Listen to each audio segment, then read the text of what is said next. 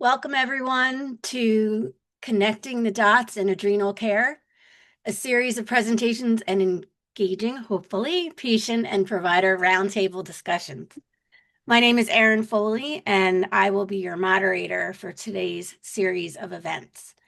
To give everyone my background quickly, primarily just so you know where my perspectives are coming from throughout today's sessions.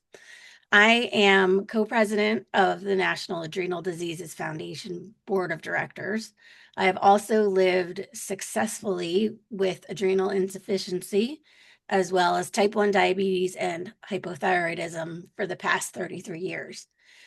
I do hold a degree in health policy and administration and a master's in public health, which I've used every single day of my career in the healthcare industry, and of course, in my service to NADF. So, are you curious what we're going to talk about today? Let's dive into it. So in just a minute, I will introduce Kalina Warren, our executive director, who will give you all a warm welcome. Then we'll move into our first roundtable session, The Road to Better Treatment for Adrenal Insufficiency, Registry to Research, led by Dr. Regan, and her panelists will be Jill and Erin. Next, we'll move into our roundtable session 2, which is on the emergency department, emergency medical services, and you, and how to be prepared when it matters most. That will be led by Dr. Stilley, along with his panelists, Jessica and Jonathan. And our last roundtable of the day will be self-advocacy in healthcare, why doctors need to hear you, and how to make that happen. That will be led by Dr. Abraham and Witchel, along with their panelists, Susan and Kellyanne. Following that, I will make some closing remarks. At the end of each of the sessions, we will be taking questions from the audience. You should use the Q&A function, which if you're not seeing it on your screen right now, you need to look for the More icon, which is a circle with 3 dots in it. Click that and you should have Q&A underneath that menu. Another organizational note, closed captions are available throughout today's event. It is also being recorded, and we will make this available broadly for viewing. We do invite you to submit your questions throughout the event at any point. You do not need to wait for that Q&A period to begin, and that actually helps me a lot as the moderator because I have questions queued up right when we hit the Q&A point. And then following the event, we will also invite you to complete a short survey to share your feedback, which helps us at NADF to improve on future activities like this one today. And now I will turn the floor to Kalina to warmly welcome you before we dive into our first roundtable discussion. Welcome, and thank you for joining us today for Connecting the Dots in Adrenal Care. My name is Kalina Warren, and I am the Executive Director of the National Adrenal Diseases Foundation.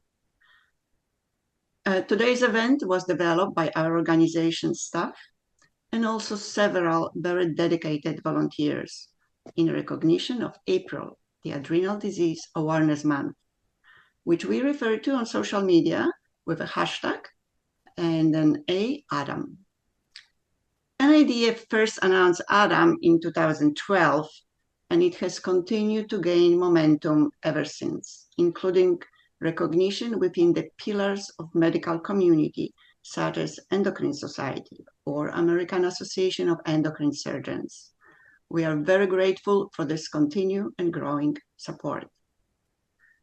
We are also immensely grateful to our sponsors, Eton Pharmaceutical, Neurocrine Biosciences, and Recordati Rare, as well as to all of you whose financial contributions allow us to offer these educational events free of charge to anyone interested. And I would now like to turn the floor back over to Erin to kick off our first session. Thank you. Thank you, Kalina. Let's see here. Okay. Can you all hear me okay?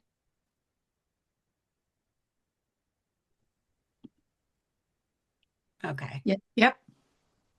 Yes. Thank you. Okay. So first we're going to start with a research update from Dr. Liz Regan, who is the primary investigator and the brains and energy behind the MyAI registry and research.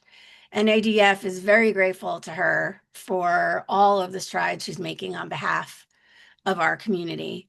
But before we get the floor over to Dr. Regan, I am going to talk you through quickly this agenda for this first roundtable. The title is The Road to Better Treatment for Adrenal Insufficiency, or AI, Registered Research, as I mentioned earlier. And Dr. Regan will be delivering some slides to tee up the conversation with today's panelists, Jill and Erin. And then we'll have a roundtable discussion between Dr. Regan and the panelists and open then to Q&A. And I'll make a few closing remarks, and then we'll start our second session at the top of the hour. So with that, I am pleased to hand the floor to Dr. Liz Regan. Thanks very much, Erin and Kalina, for the introductions, and I'm very excited to be here able to talk with you. First exciting news is that the MyAI registry is now back up and enrolling. So please go to the NADF website, click on the link and sign up for the registry. I'm going to tell you more about why that's important, but we would love to have as many people as possible getting into the registry. The topic is better treatments. And so I think one of the first questions that we have to ask is, do we really need better treatments? And I'm going to just briefly tell you where I'm coming from in terms of an interest in this and the belief that we do need better treatments. I am a physician and a clinical researcher. I am an NIH-funded researcher, and I have the opportunity to work with amazing high-level research projects and see the world of clinical research. And I look at where our world is now, and it's disappointing to say it best. When I was diagnosed, and I am a person with adrenal insufficiency, PWAI is the acronym, and I was diagnosed in 2016. It took me years, even as a physician, even knowing about the disease in the abstract, to get control of the disease and optimize the treatment. And I would say it's still not as good as we would like to see. So from my personal standpoint, we do need more work to improve treatments. What we've found is that some people are doing okay. And so if you're doing okay, wonderful. I'm thrilled for you. But the registry that we have been running for the last 6 years does not support that for the majority of people with adrenal insufficiency who sign up for the registry. It's possible that that's a skewed sample, but also across the European literature, you find that there are multiple publications who support impaired quality of life for people with adrenal insufficiency. So where do we go from here? The current situation, I don't want to scare people, but when you look at the data, this is a disease that is serious, significant, and deadly. And I don't think when we first get into the diagnosis that that's conveyed adequately to us. But the annual risk of an adrenal crisis is 8%. That's 8 out of 100 people can expect to experience an adrenal crisis within a year.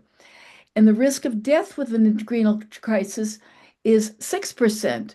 So if you do the multiplication, that means that 5 out of 1,000 people can die from this condition in 1 year. That's right up there with major medical problems like cardiovascular disease. And it's a very significant risk. Now, there's a lot of ways to split that, but the bottom line is that you might have had a sense at the beginning that this is not a problem, we'll start you on medication, you'll be fine. But this is simply not a simple disease that can be managed well or safely with just taking a pill every day. It's more complicated than that. So I want to share with you the current thinking in the research world, primarily coming out of Europe, about what is going on with cortisol and how does our current treatment match or mismatch with that situation. This graph is taken from publication by Dr. Peter Hindmarsh from the UK. And if you look at the dotted blue line, that's depicting the normal secretion of cortisol over a day. That's called the circadian rhythm and the circadian secretion. And if you look at the three big peaks or pyramids that are depicted there, that's what happens with cortisol levels measured in the blood with 3 doses of cortisol, hydrocortisone, taken at intervals. And so what you see is that you have big peaks above what would be considered the normal range, and then some major gaps. And so we do see that there is a mismatch. Now, what does that mean? Well, when your circadian rhythms are disrupted, that leads to disease. And so it leads to things like weight gain, metabolic syndrome, cardiovascular disease in normal people if their circadian rhythms are disrupted. So some of what we experience is simply the disruption of our circadian rhythms, and that's causing problems. So the question then comes to mind, why are we still here? We're using a treatment that was developed in the 1950s, and there's been no progress for us. The barriers that have been cited are, yeah, they're there. It's a rare disease, complex biology. There's not been a lot of attention to patient experiences to kind of say, oh, we need to work on this. There's also a host of other things. Everybody resists change. We all feel scared about, well, what if I try something different? And then there's problems with we don't have access to certain drugs that are available in Europe that might match the circadian rhythm better. There are insurance limitations for accessing other treatments, and there's a cost for industry to develop new treatments for our disease. So there are a whole host of factors. But why it matters is because we are not thriving. And so what is our goal with doing research? And this is my passion as a researcher, that I can bring this to the community. How do we move this forward? The NADF goal, a world without suffering or death from adrenal disease, totally there. My goal is how to do this now, because it's been 70 years and we're stuck in a stagnated world. So I believe we as a community need to push forward and ask for changes. We need to explore devices and treatments that might be out there. We need to develop more and better data, information about what does and doesn't work. And we need to encourage shared decision making so that we're talking with our doctors as partners, not as recipients of their instructions. There have been a whole lot of changes in research in the last 70 years. I've listed them off here. This is the stuff that I see as a researcher. Our world is not up to the current standards, and we need to move it there. There's a lot of progress that's happened in diabetes, and I would love to see us have a big change in our existing paradigms in terms of what our options are and how we get taught about the disease. So let's talk about registries and why I think it's so important.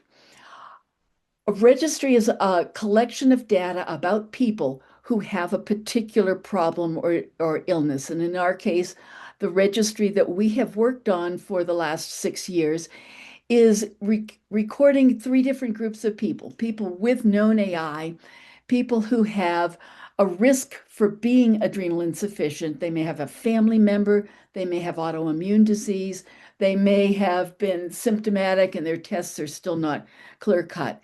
And then we have controls. So these 3 groups allow us to compare over time how people do. And so the registry, first of all, is a mechanism to get a population assembled. It's a way to collect information from people with the disease and compare that to people who don't have the disease. The number of people enrolled is really important, and the geographic spread is really important. So it's why I encourage the entire community to try to jump in and be part of the registry. Getting money for research is really difficult, and funding agencies absolutely want evidence that patients are involved. This is important across the NIH, the FDA, PCORI, all of the major funding agencies that will give us money to find the right answers. The other thing that's really important is that we can answer questions within the registry, and we can develop new research projects as kind of an adjunct to the registry. And so we're able to target subsets of the population and do specific research projects, which we have done already. And so let's talk about what we've done. Well, we enrolled 1,100 people in a rare disease. That's extraordinary. We need to continue that. And with the glitch we've had with our previous registry, we do need to have people who were in the previous registry re-enroll. And I'm so sorry that that's happened. It's just the reality. So please do re-enroll. Go to the website. So what we've done so far is we've looked at injection problems and been able to show that people who are in crisis can't really effectively inject themselves in many cases, and that's a big problem. We've also looked at the issue of adrenal crises, and using the registry, we've tried to improve the definitions of what adrenal crisis represents and help folks like Dr. Stilley, who you'll hear from later, have a better instruction program for people in the EMS world so that they understand the disease better. We've been able to start developing young investigators. We've done 6 poster presentations at the Endocrine Society over the past 4 years, and we've written 3 different grant proposals looking for federal funding. So we're trying to do a lot with as much as we can. And what I really want to emphasize is that we have seen changes in the diabetes world. If you were type 1 diabetic when I trained as a physician, you were not expected to live past your 40s. That was just the reality. And in the 80s, there was a concerted effort to address how people were treated with diabetes, and using a more careful treatment modality, including continuous infusion pumps.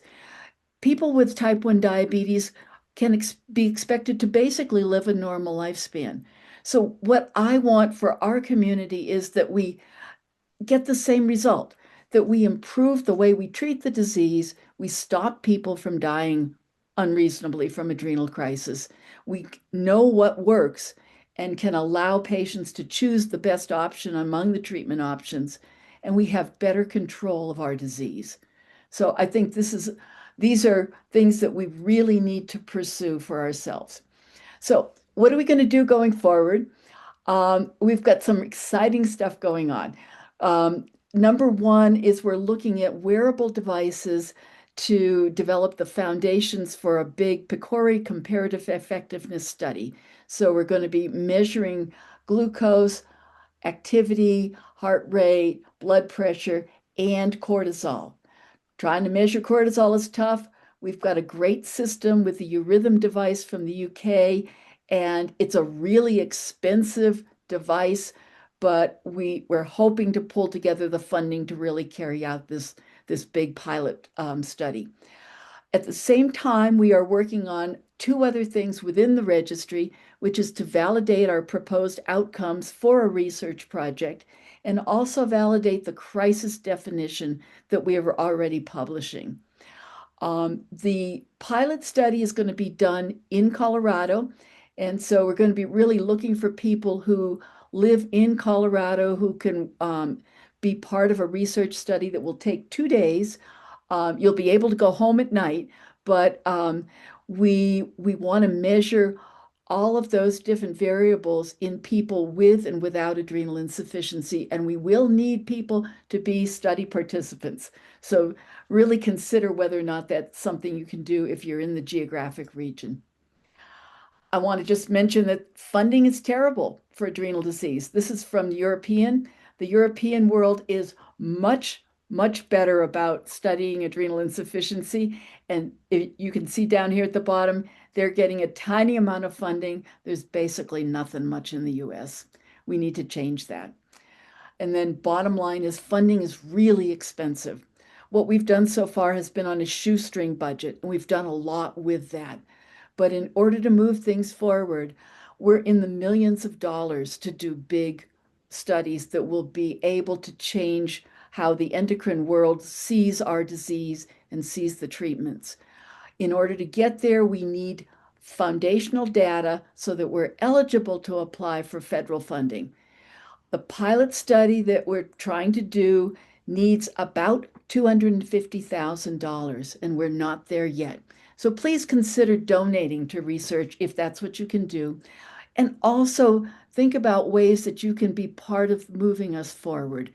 If you have skills in marketing, in communication, in development, we need people to be involved in this world. So with that, let me also mention, be cautious. Your registry data is very valuable. Our registry will protect it with our lives. We will not share your data outside of the registry without your permission, and even with your permission, we will only give you a link to somebody who is interested in you as a research subject. So if there's a pharmaceutical company who wants to do research, they can contact us. We won't give them your information, but we'll let you know that they're interested in you. Data control is a big business right now because data in the AI world is one of the most valuable things that people want to get access to. So be cautious and ask questions. Drugs, devices, supplements. I don't know about you, but I get these emails. Please remember that if people are advertising things to you as a person with a medical condition, their drugs and devices need to be approved so that they can be evaluated to make sure that they actually do what they say. So again, be a careful consumer. Let me introduce our panel. So Jill and Aaron are wonderful collaborators who I've known for quite a while now, and I'm so excited to let you hear from them about why they're here and what their interests are, and then we'll start cross-talking. So Jill, do you want to start out? Sure, I can start out. My name is Jill Spangenberg. I'm 58 years old, and I was diagnosed with primary adrenal insufficiency just over 2 years ago. I was also diagnosed with Hashimoto's at age 37 after I had my first delivery. A little bit about that. I think in hindsight, I've had lifelong symptoms of adrenal insufficiency, but things didn't really worsen until around age 50 or so. And I do have a family history. I have two brothers, and one of them has been a type 1 diabetic since he was 14 years old, also with Hashimoto's and vitiligo. The other brother was diagnosed with type 2 as an adult, but there's some thought he may be the LADA or latent autoimmune diabetes of adults. And he has a son who's type 1. It was diagnosed at 8 years of age. So a family history there of autoimmune and secretory autoimmune in particular.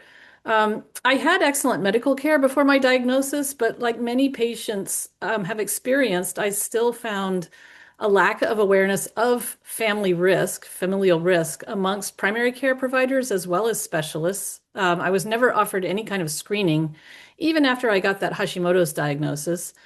And a lack of awareness of the symptoms of adrenal insufficiency amongst various specialists.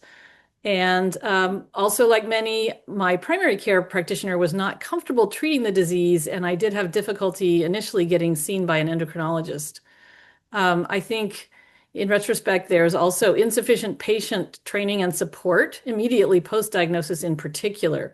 I myself am doing relatively well with circadian oral dosing, but I do have trouble with persistent POTS-like symptoms and overnight lows. Like many patients also, I used the adrenal charity websites for education early on and still at this point, also targeted patient publications for information. I have the benefit of being medically trained. I'm a veterinarian, and I also have additional training in pharmacology and toxicology. So I can only imagine how much harder it is for people who don't have the benefit of that training. Early on, I recognized the value of a patient registry for people with rarely diagnosed diseases and diseases with a variable presentation. We all have adrenal insufficiency, but there's quite a lot of variation in not only the cause of that, but then the symptoms, how it presents, and what our particular trouble spots are. And I think that this bottom line with patient registries are so powerful because they can organize people and motivate them to work together, support each other, but also fund research and look into new areas of treatments and support in combination with clinicians and researchers. And as Liz mentioned, just looking at the progress with type 1 diabetes over the last 50 years is really inspiring. And I hope we can continue on that same pathway. So that's a little bit about me. Aaron, Great. how about you? Yeah, thank you. Aaron. Yeah, you bet. So my name is Aaron Bebout. I'm 47 years old. I live in Iowa, and I've been diagnosed with primary adrenal insufficiency for about 18 years now. So going back many years, I've had symptoms of this for a long time, but it just was not caught by doctors, wasn't diagnosed. When I was 3, I had what we think was my first adrenal crisis. So I was life flighted, even I was really close to death. But like I said, nobody caught the signs. No one really knew what was going on. So it just went on like that for years. It's kind of like a repeating, thing that happened in my life.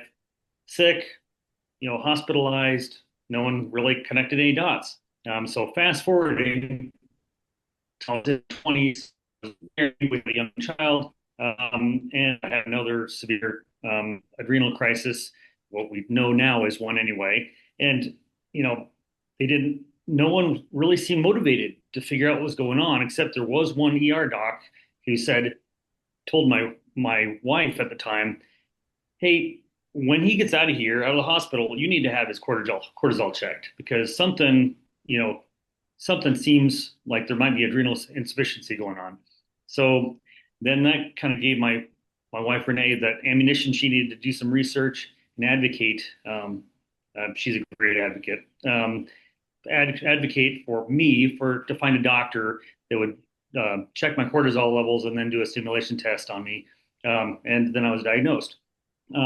So I was seen by my first endocrinologist then, and he put me on 7.5 milligrams of prednisone, and that is reasonable enough. But it was looking back, it didn't make any sense what the way he prescribed it because he had me taking all of my dose one time at bedtime.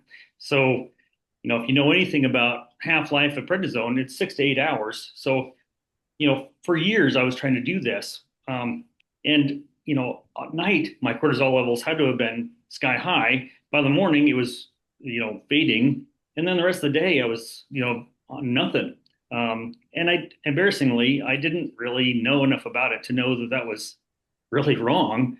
So after trying so hard to live like that for years, I finally did some research and I figured out some of this about half-life of the drugs. And I said, this is ridiculous. So I found a new endocrinologist. And she helped me to switch to like a combination of hydrocortisone and prednisone and split it up between multiple doses. And it was better, somewhat better anyway. I did that for years as well. And, but it just seemed like, my symptoms were worsening. Like I was having some GI tract um, complications. And then it just seemed like I couldn't get enough steroids in me. I was taking at one point up to 50 to 60 milligrams of hydrocortisone a day. And it still was like, I describe it kind of like a car that was running out of gas all the time. I managed to live my life sort of, but honestly, it wasn't going well. And by the time I got home, I was toast. There was nothing left. Um, and so out of desperation, we did some research about subcutaneous hydrocortisone injections. And we found an endocrinologist that had been recommended as someone who might be willing to do that. And so I saw a new endocrinologist again, and he helped me get started on multiple doses of subcutaneous injections of hydrocortisone. And it was unbelievable how much that changed my life. It was like a switch flipped. I went from not being able to live hardly to all of a sudden feeling like I had energy to do things again. Don't get me wrong, there was a learning curve, a huge learning curve, but it really changed my life. And so then after a few months of that, I decided to try a cortisol pump. So we transitioned over to that, and that was even better. I mean, one thing I love about that is that, like you saw in that graph that Liz showed earlier, the oral dosing, it's so difficult to get your line similar to what that circadian rhythm line should be. And even on multiple injections, it's so hard to get an even line that looks anything like a circadian rhythm. But with a pump, you can program that out for a 24-hour period. And don't get me wrong, it takes some time and some work to get that worked out. But, over time, you can get that cortisol level similar to what it should be. And it's amazing to wake up in the morning actually feeling human after years of waking up feeling like a zombie until my dose finally kicked in. I wake up and I'm like, wow, this must be what it's supposed to feel like, to wake up. So, and also one of the cool things, I've been able to get my daily dose down. So it's kind of a work in progress, like everything, but I'm down to around 26 milligrams a day of hydrocortisone. And so that's a vast improvement over where I was. That's really great, Aaron. Just FYI, Aaron, you are breaking up a bit, and I'm wondering if maybe you turn off your video, if that would help, because we still want to get your voice into this discussion. And we are hearing you, but it's just a little broken. Okay. Yeah, so I think Jill and Aaron have raised some really interesting things for us to consider. There are a lot of genetic issues that go on in this disease, and also huge what's called heterogeneity, variation from person to person with the disease. So it really complicates research. But the notion that we have to split things up, I think, is not a good one. So one of the things that I've focused on in the registry is we need to study everybody who has the overall disease of cortisol isn't right. And then we can subset people as we do different studies. So I think that the variation from one person to another should not stop us. The genetics are important, and we should get to those eventually. But it's also really clear to me that we need different treatments because everybody isn't going to necessarily need or want the same one. And so part of the research agenda, I think, needs to be looking at what are the available options now and looking to the future to get better ones, and be able to lay those out. So I want to ask Aaron and Jill, what do you guys think that I'm missing or we're missing? What are the knowledge gaps that we ought to think about, that aren't on the table yet? or that you want to highlight for the audience that you might be on their minds? One thing that comes to mind is, you had brought up that this the research study that you're trying to get off the ground here is going to be one that uses different inputs from, glucose monitoring and cortisol monitoring and biometrics. That's one gap I feel like we really need to close, is that, we don't even know what that should look like, especially with cortisol levels. We Dr. Hinmarsh did some really important research on that, but still we don't know, we don't have good wide range view of what that should look like from day to day across the population. And also it'd be good to see, in times of sickness and times of stress, what that is doing to people's cortisol levels, across different people. Yeah, thank you, Aaron. I am totally excited about this possibility, and it's a big issue. We literally don't have a way of measuring what's going on for us. We're not able to get a blood glucose or a finger stick or a glucose monitor for this disease at this point. So how do we know if we're good, bad, or indifferent? Most of us have comorbid diseases. So, when you feel down, is it your cortisol or is it something else? We don't know. So, yeah, thank you. I think that this is a really important area. Jill, any thoughts? I agree. I wholeheartedly. I think that if we can make progress in this area, it's just going to exponentially increase our understanding of what's going on physiologically. Because, for a blood sample taken once in the morning or twice or three times a day is totally different from understanding an individual patient's profile over 24 hours, and then with sickness, with stress and whatnot. So even the basic physiology is not well understood, even for normal patients. So this is just terrific, especially if we can make use of wearables with simple metrics that may be able to give us some insight into how these parameters vary in people who do have various types of adrenal insufficiency.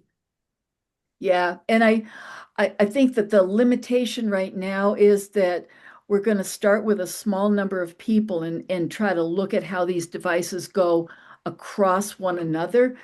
But ultimately, because it's such a disease with so much variability between people, we need a larger number of people to study in order to look at the subgroups and the variation within subjects. That's been a big barrier for many endocrinologists because they kind of say, yeah, but the cortisol levels vary so much we can't draw a conclusion.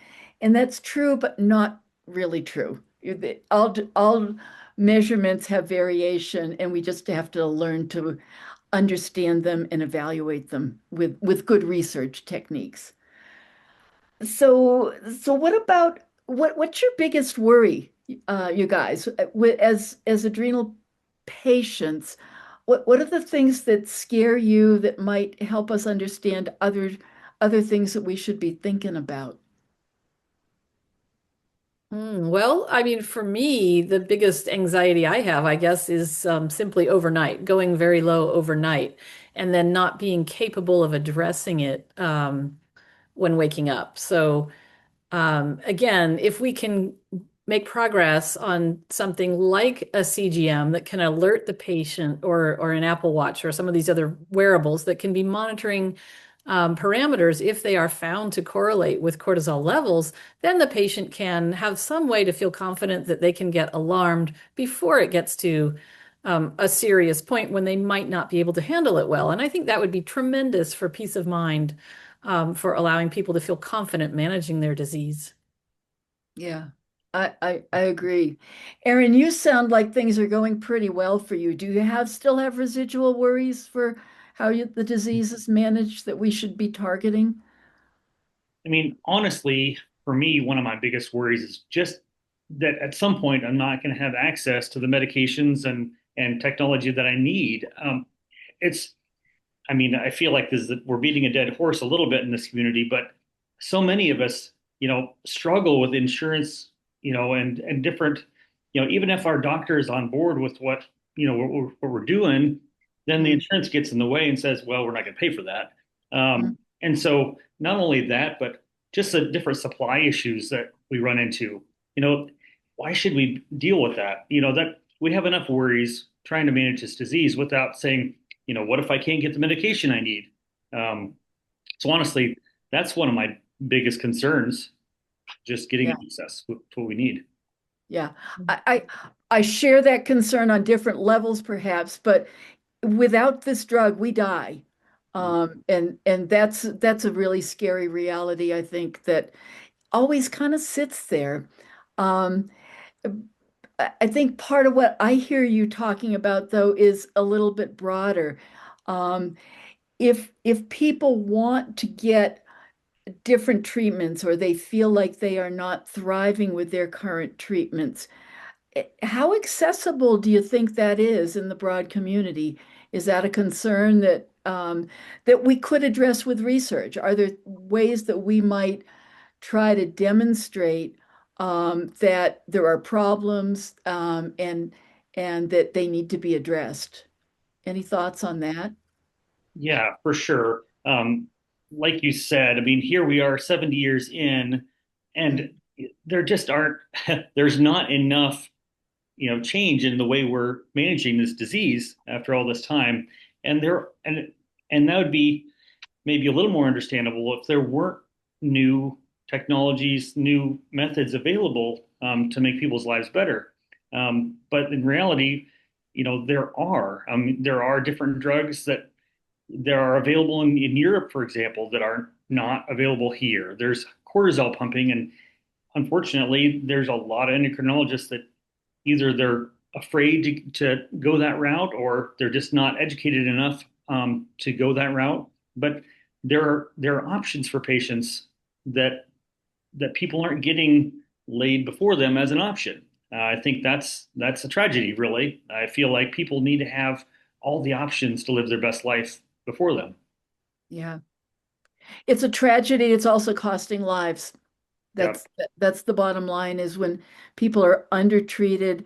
There's evidence from other outside of the US with publications that really say that there's lower levels of cortisol may well be predictive of an adrenal crisis risk. So we are coming close to the end of our time. Anything else critical you guys want to mention before we move to the open Q&A? I'll just put in a plug for the registry. I think being involved with that is one of the easiest ways people can help move all of this forward. And it is going to need to be patient driven. We can't wait for the industry to take the lead on this. Thank you. Yeah, agreed. Erin, do you have some questions from the audience? I do. Can you hear me? Yes, ma'am. Okay. Well, thank you for that wonderful presentation and discussion, and for Jill and Erin for sharing your own stories, which I can relate to. So a question about the study. Oh, before I dive into these, for those who asked questions about their own particular care and their dosing, etc., we can't answer those. That's something you need to discuss with your endocrinologist. But we are going to talk about some ways to better communicate with your doctors to get them to hear you in our third session. So what I want to focus on now is the study, the questions about the study, which, as Liz mentioned, it is on our website, and we'll make sure to put that link in the follow-up to this event that will have a link to the recording, as well as a link directly to the registry. So the first question about the study is, can you fly in from anywhere and just stay for however long you need to? There's actually several people who are interested in doing that. Well, that's a really interesting question, Erin. I would first of all, like to find people in the Denver area for one key reason. What we'd like to learn from this is what happens to a person within their everyday life stresses and strains.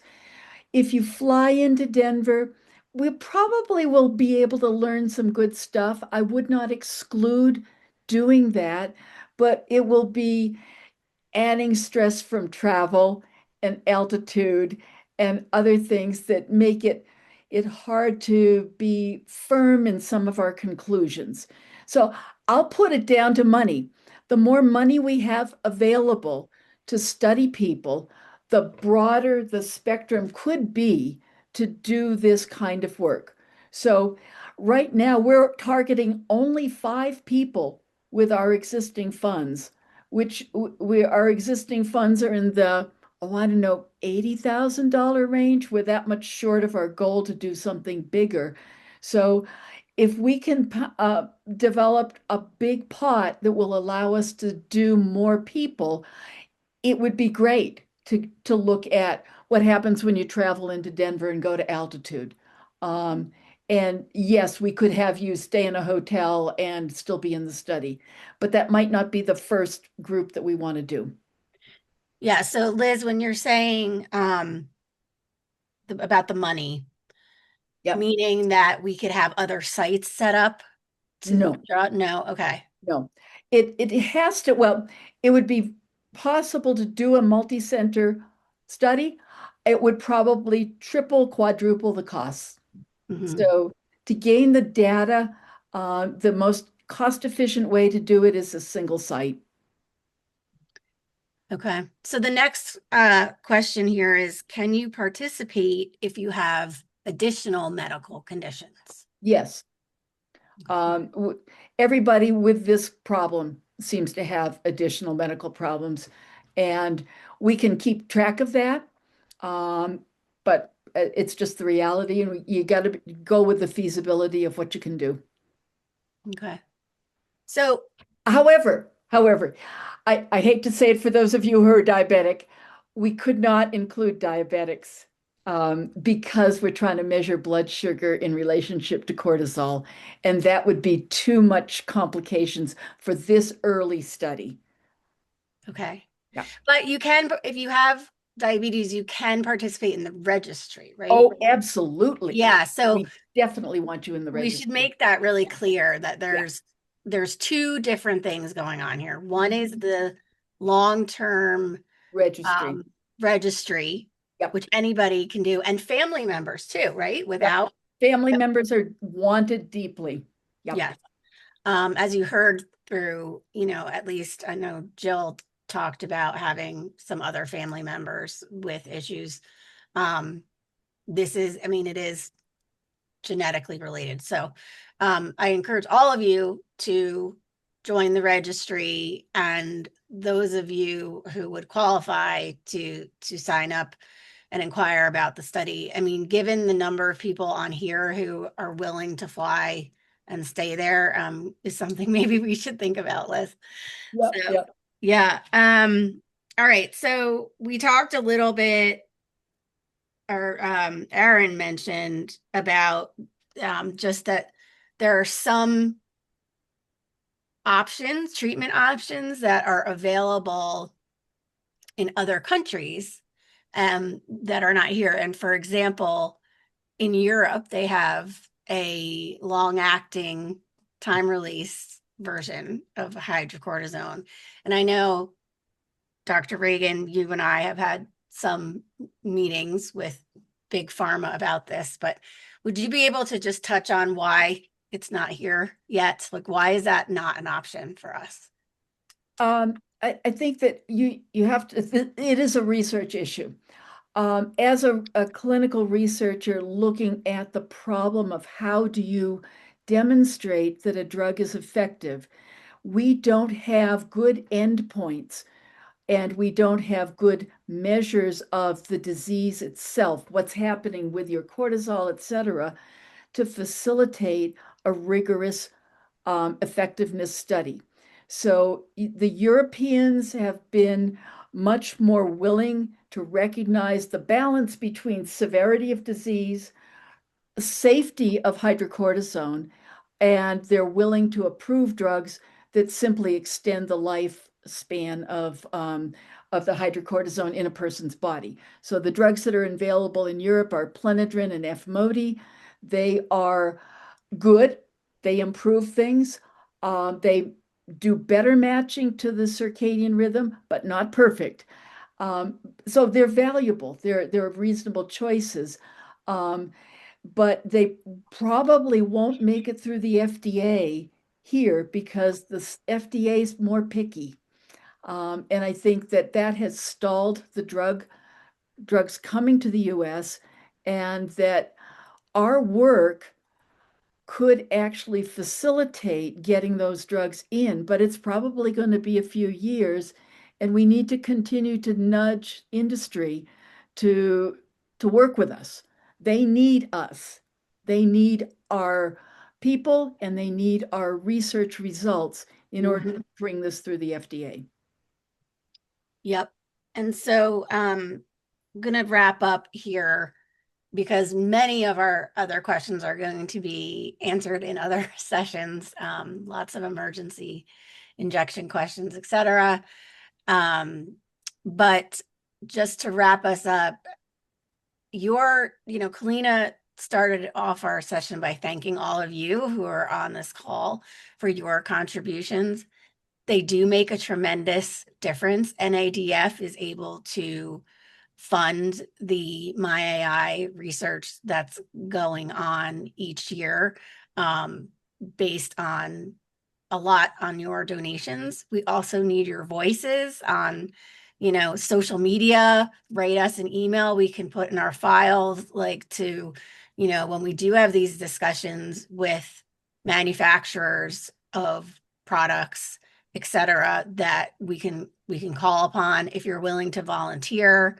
There's a lot of things you can do beyond donating. So again, you'll get a link to the registry and with your follow-up email to this session. And I thank you, Dr. Regan, for all your hard work on the behalf of the AI community. Thank you for being here today. I know it's a big day for you otherwise. And Jill and Aaron, thank you again for sharing your stories and being part of pulling this wonderful roundtable together. Very informative, and we appreciate you. With that, I'm going to have us take a quick break, and we will start roundtable 2 right at the top of the hour.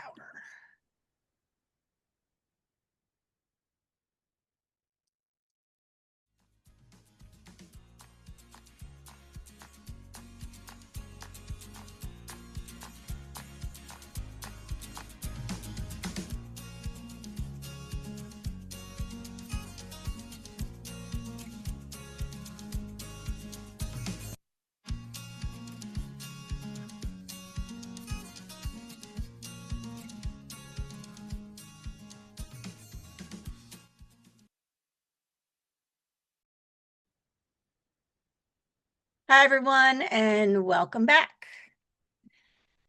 We're about to launch into our second roundtable of the day, and we already have had a lot of questions that hopefully are going to be answered during this session. We're very lucky to have Dr. Stilley with us today, who is an emergency medicine specialist. I'll let him tell you more about him when I hand the floor to him. But he and his panel are going to be talking about the emergency department, emergency medical services, and how you can be most prepared in these urgent situations that take you there. So quickly, before I hand it off, we're going to hear from Dr. Stilley with a few quick slides for us. And then we're going to meet Jessica and Jonathan, who are our panelists for this number 2 roundtable. And then Dr. Stilley, Jessica, and Jonathan will have a roundtable discussion similar to the one we had on our first session. And then we'll launch into Q&A again, which I will moderate, and you should use the Q&A function, as I mentioned earlier, for that. And you do not have to wait for the session to get to the Q&A slide particularly. You can put the questions in at any time. And then I'll make some closing remarks. So with that, I will hand it off to you, Dr. Stilley. Thank you very much, Erin. Good afternoon for most of you. Good morning, probably for several. I'm Dr. Joshua Stilley at the University of Missouri. I'm an emergency medicine physician and an EMS physician, so I cross into both. And excited to get to talk to you all about some generalities of emergency care. So we're going to start. If you have an emergency, what actually happens when you call 911? So your call goes to a communicator. So if somebody's sitting at a computer screen, hopefully not all dispatch centers have computers yet. And here in Missouri, we just had our last several states get on with 911. So there are still some areas that we are working to catch up.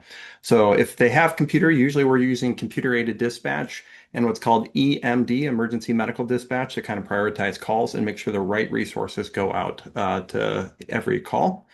Once the call taker gets enough information, then they'll send folks out the door. An ambulance could be a fire department, could be law enforcement, could be medical first responders or other individuals.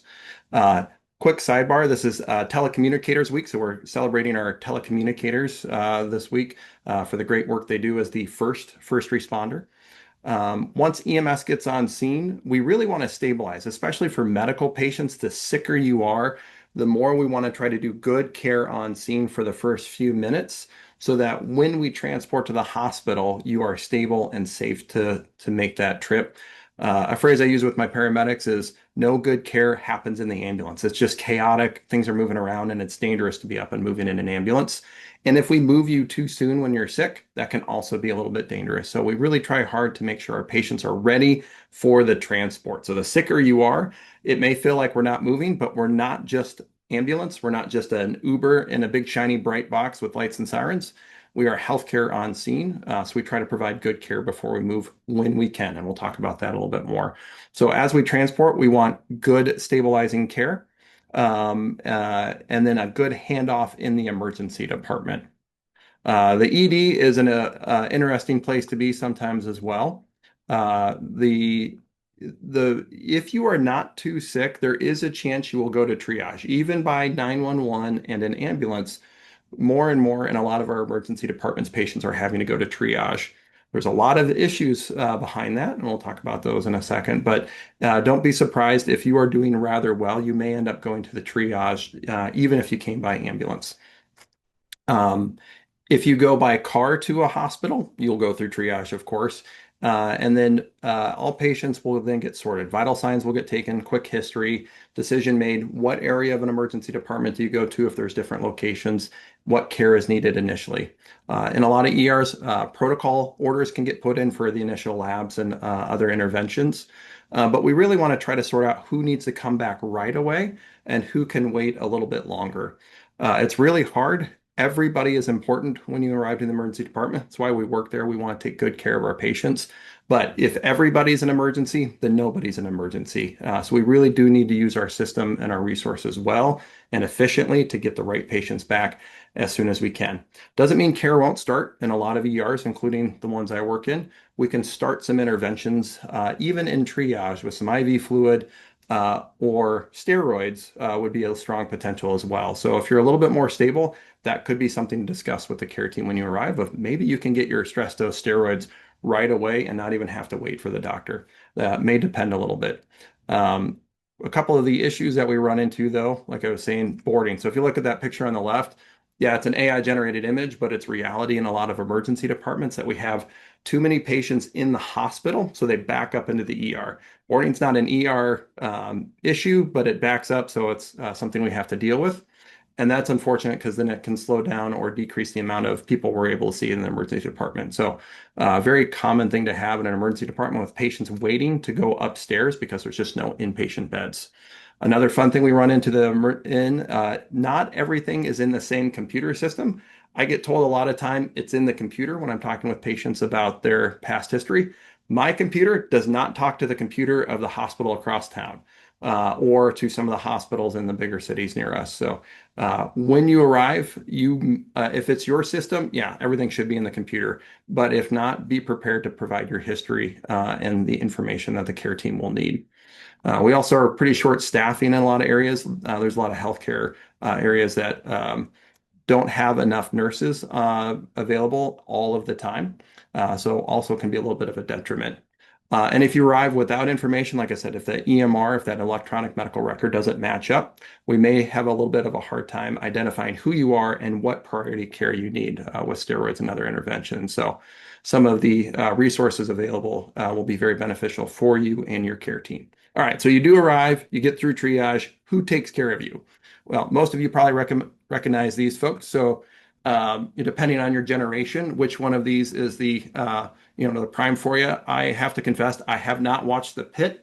Very well done from what I've heard of, but also feels like a day at work. So I don't need to go to work more, but very good show, very accurate on the whole from what I've heard. But when you arrive, yeah, you have doctors, you have nurses. Some may have training programs. I have residents and med students that I work with. But other individuals are so critical and important to our team, our patient care techs, our pharmacists, our pharmacy techs, our social workers, our registration clerks, our cleaning personnel are absolutely essential. So there's a few people on the front end, but there's a big giant team of people trying to make everything work in the back end of the emergency department. Usually a lot of folks with adrenal insufficiency or other complex disease will talk to a consultant as well. That may happen after we get the first set of evaluation. It may occur later on after we've gotten a little bit of stabilizing care done, depending on how sick you are. But most consultants, when people arrive to the ER, they want a little more information than you're here. So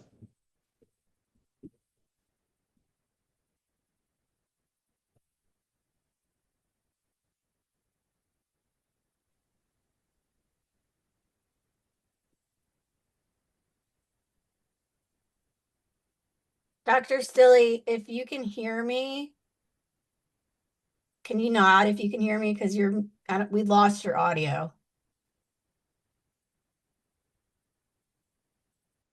can you hear me now? Yes. Oh, where did I So- drop out at? Oh, geez. I'm not sure, actually. Okay. I am very sorry. We heard you through this slide, I think. 30 seconds ago. All Yeah. right. Well, we'll just keep going. Thank you for letting me know. I switched to a backup microphone that I have plugged in. I apologize about that. So we'll go ahead and introduce the panel. Jonathan, are you on? Wonderful. Yes, I am. Hey, everybody. My name is Jonathan Powell. I'm a paramedic from Alabama. I'm an educator, and I'm a PhD level trained epidemiologist for Image Trend. In that case, I'm excited to be here and talk about, the EMS educator and the EMS clinician thought process when it comes to adrenal diseases. I've been inside the homes of patients as they've had these emergencies. I've taught others how to be that person inside of patients' homes.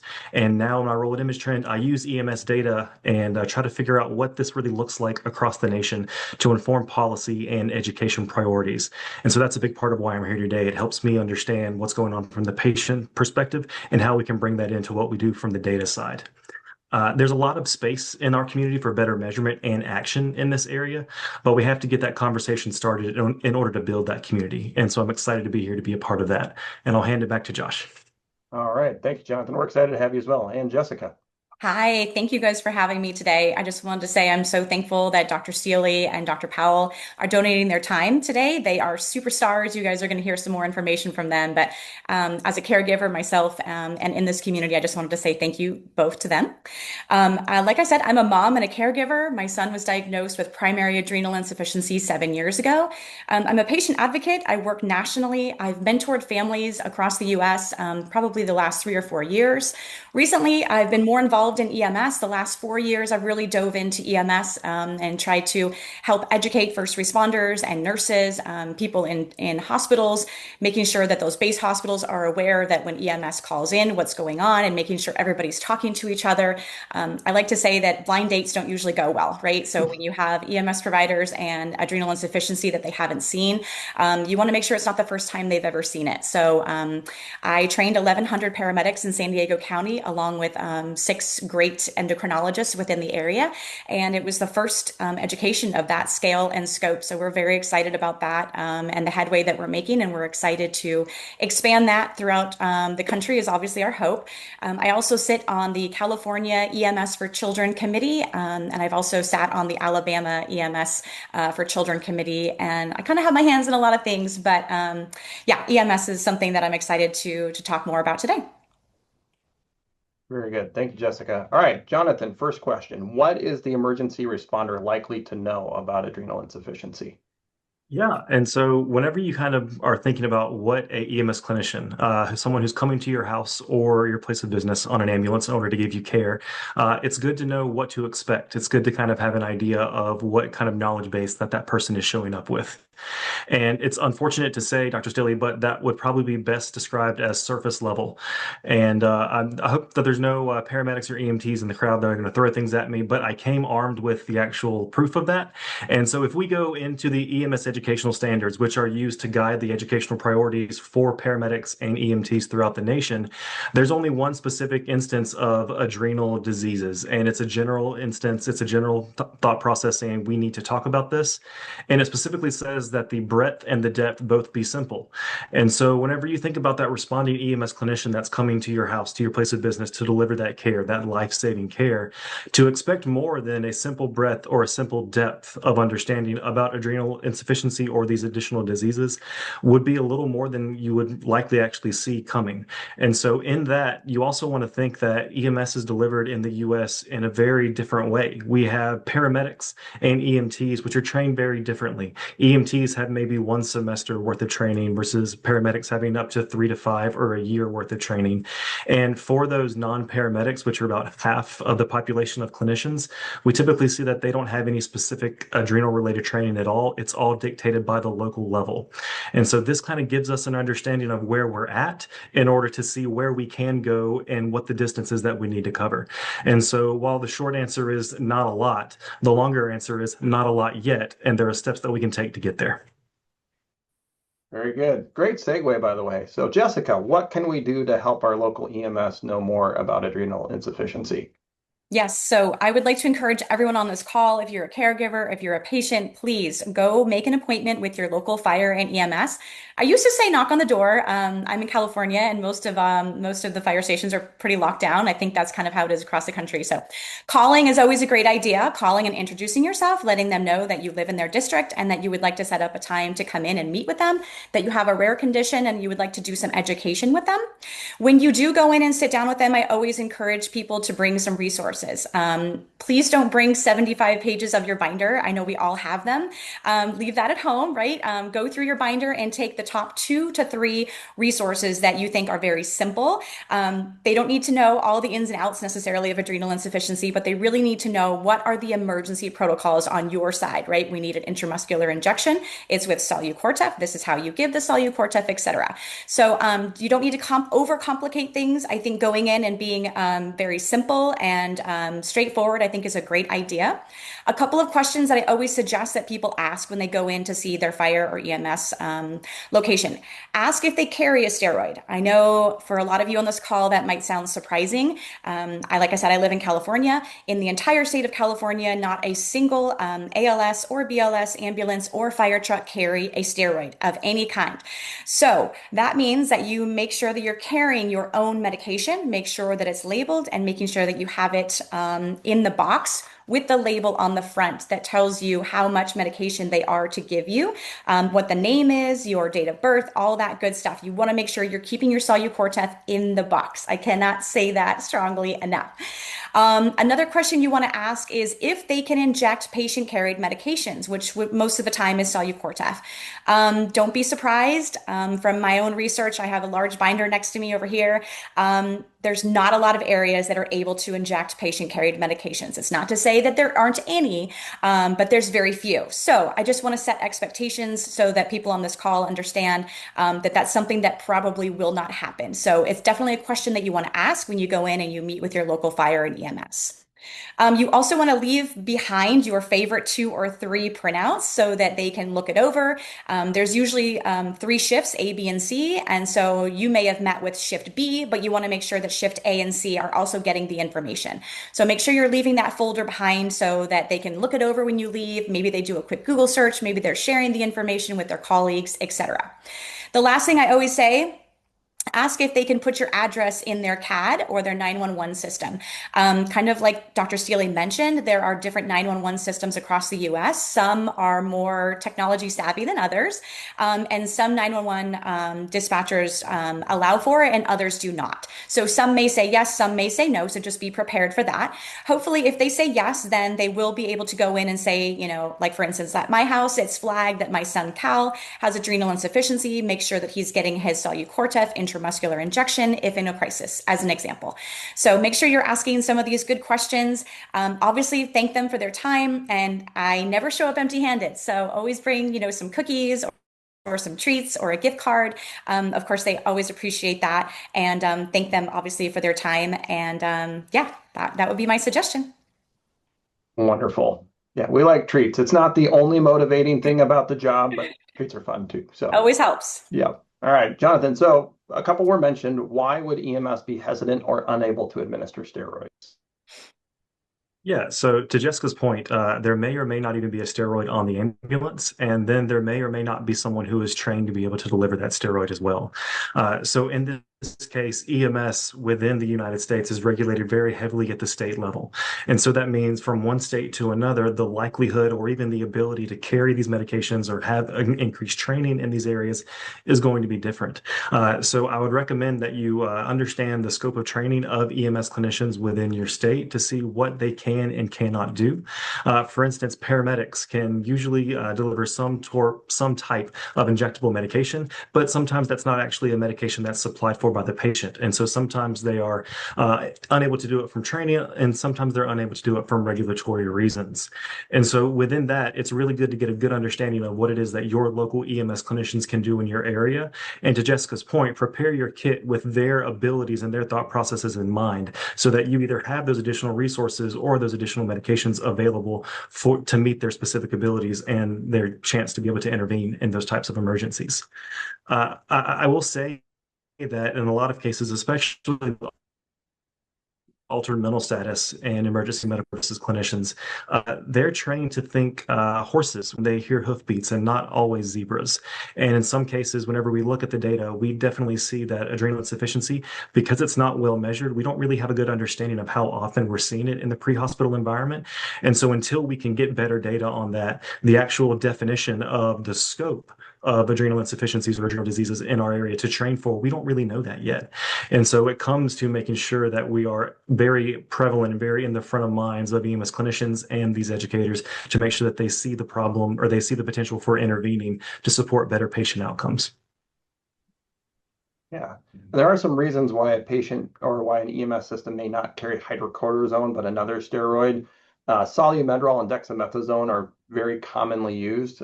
So in an ambulance with limited budgets and limited space, if you've never had the challenge of a bag on a floor with medication spread everywhere, trying to fit it all in a good package, it's a very exciting time. And as a medical director, I don't get in that fight because everybody's particular, and that's not my job, just to say what medications to put in. But we do have some space limitations, budget limitations, training limitations. We can't carry everything that we would want to have on an ambulance. So sometimes dexamethasone or Solu-Medrol makes sense for other reasons to have those as our primary medications, cost and availability being one of those commonly. And then, as was mentioned, some areas we are not allowed to carry medications like steroids and hydrocortisone. Or other limitations may preclude the ability to give patient medications. I do believe that is something through advocacy that has really opened up a lot of opportunity for patient owned or patient supplied medications for agencies to be able to give. And that's fantastic, as long as they're at that credential level where their license actually allows them to do that. So there may be a lot of limitations that may not be obvious from the start of why would we not carry that hydrocortisone when that is the ideal medication. Hospitals will have it though. So after we get to the emergency department, that should be a very easy question of supply. A hospital should have that as a supply, but it may not be EMS all of the time. All right. So Jonathan, how can we help improve our emergency response system? Yeah, so I'll take the first half of that, which I think is EMS education, and then I'll defer to Jessica when it comes to EMS agencies and getting that regular training. But from the initial education standpoint, what we see with the EMS workforce is that about a fourth of our workforce leaves every 2 years. And so that really emphasizes the importance of initial education of our clinicians, because if we're losing these clinicians rather quickly, then we need to make sure that we are educating clinicians coming into the field to be prepared for today's challenges, one of which is going to be adrenal emergencies. And so as a function of paramedic educational programs in the United States, they are governed by an overall accrediting board that requires that they have what's called an EMS regulatory council. And in that council, they have public members that are allowed to come in and be on these councils and advocate for the public, in this case, the patients. And so in this specific situation in my previous program, we had an increase in agitated patients outside of the hospital who were having mental psychosis, some type of behavioral health disorder. And in that case, they specifically asked our EMS educational program to include 2 additional simulations where we test off on de-escalation skills and the ability to handle these types of patients. And I use that as an example because that's the perfect vessel for which a adrenal disease advocate can advocate for their patient population within their specific community. And so what I would recommend is to engage with these advisory councils and to describe the scope of the problem that you're seeing within the community, which is if you have substandard EMS care or unrecognized adrenal emergencies in the pre-hospital environment that lead to real challenges for patients and for educators. We ask for additional education. We ask for including patient perspective so that their clinicians or their future clinicians can actually hear from patients and patients' families and hear what their experience is like as well, so that they come out a fully rounded or a well-rounded EMS clinician and are ready to deliver that care as soon as they start hitting the streets. And so in that case, I think that's a great chance to really inform the education of clinicians before they even reach the pre-hospital environment, but also getting training into agencies that already have clinicians in the environment is incredibly important. And so with that, I'll toss it to Jessica. Yeah, so of course, I always want to set the foundation of what you should be doing to prepare yourself, which helps when EMS comes or when you go to the ER, etc. So I have a couple of little show and tell things. I'm going to walk you through what you should have in your house to be prepared. So you can start with a hook such as this. You want to place it on your wall. Make sure you're putting it in a place that's very visible. So either by maybe your garage door, your front door, maybe near your refrigerator, etc. Some of the things that you want to put on said hook, you want to use a little circle hook thingy, and you want to have some resources on there. This is, I know it's hard to see, but this is on the NADF website. You'll be able to find it and you can print it off there. It's going to be under for patients and then under resources.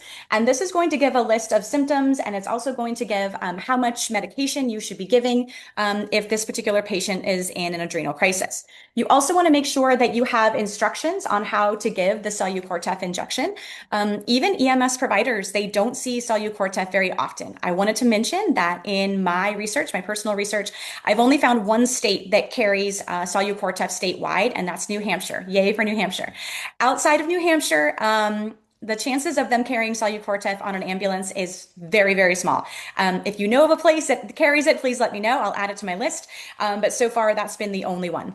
You can get these stickers that say emergency medication information here. You can put it above your hook, which is going to be on your wall.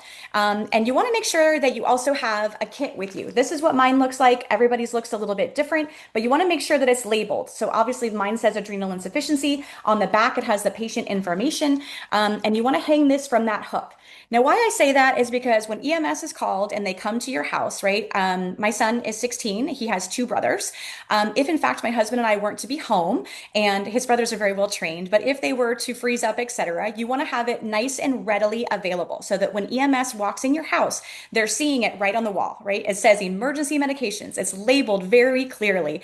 Inside the box, like I said, I want to say this again because this is so important. You have to make sure your Solu-Cortef is inside the original box. It absolutely has to have the sticker on the front that has the information of who the patient is and the patient's information. If you go to the pharmacy and you pick up your prescription and for some reason it's just the vial, because I do know that happens quite often, you need to make sure you're having a conversation with your pharmacist and letting them know that you need it to be in the original box. Maybe they threw the box away. Sometimes when you order it in large amounts, they just give you the vials, etc. My pharmacist was a little bit lazy and didn't put the stickers on the box for me, but he did leave them in the box. And I just simply asked for him to print out more of the stickers, and then I put them on each one of the boxes. I'll speak for California as an example.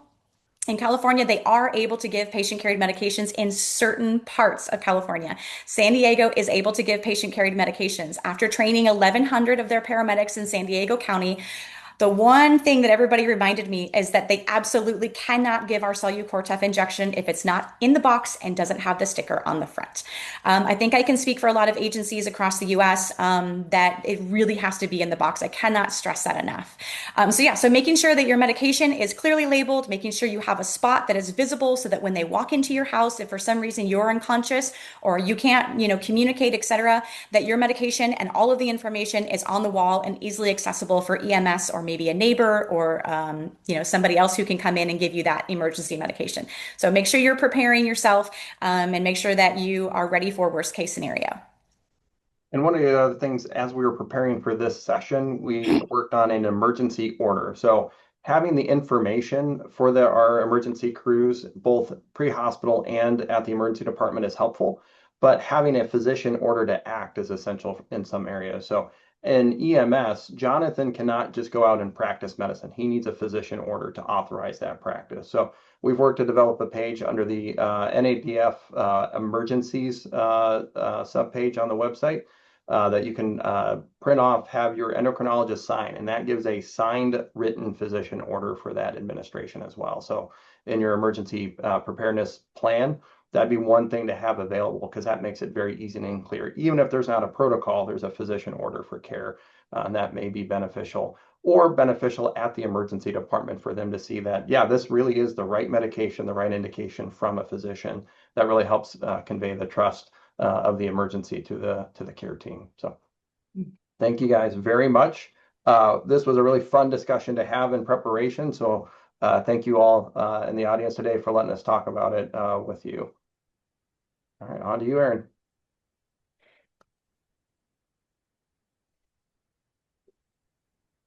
Thanks, you guys. That was great. Really appreciate it.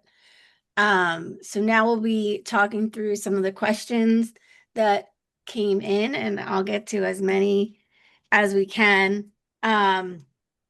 So first, I just want to comment, Dr. Stilley, about your pit comment. I was the one who dropped in that that picture. I didn't put that in my slide deck, so I no, I put that in when I was working on the slides, because one of my goals is to get us featured on that show. Okay. That's a good awareness tool for sure. Yeah, and so if anybody has any connections in Hollywood, help us out here. So anyway, they've done, and this was a question from somebody about awareness, using a show like that. It's interesting because if you look back, ER and like Grey's Anatomy, they did have adrenal patients on, but it wasn't portrayed correctly. It wasn't, it wasn't medically accurate.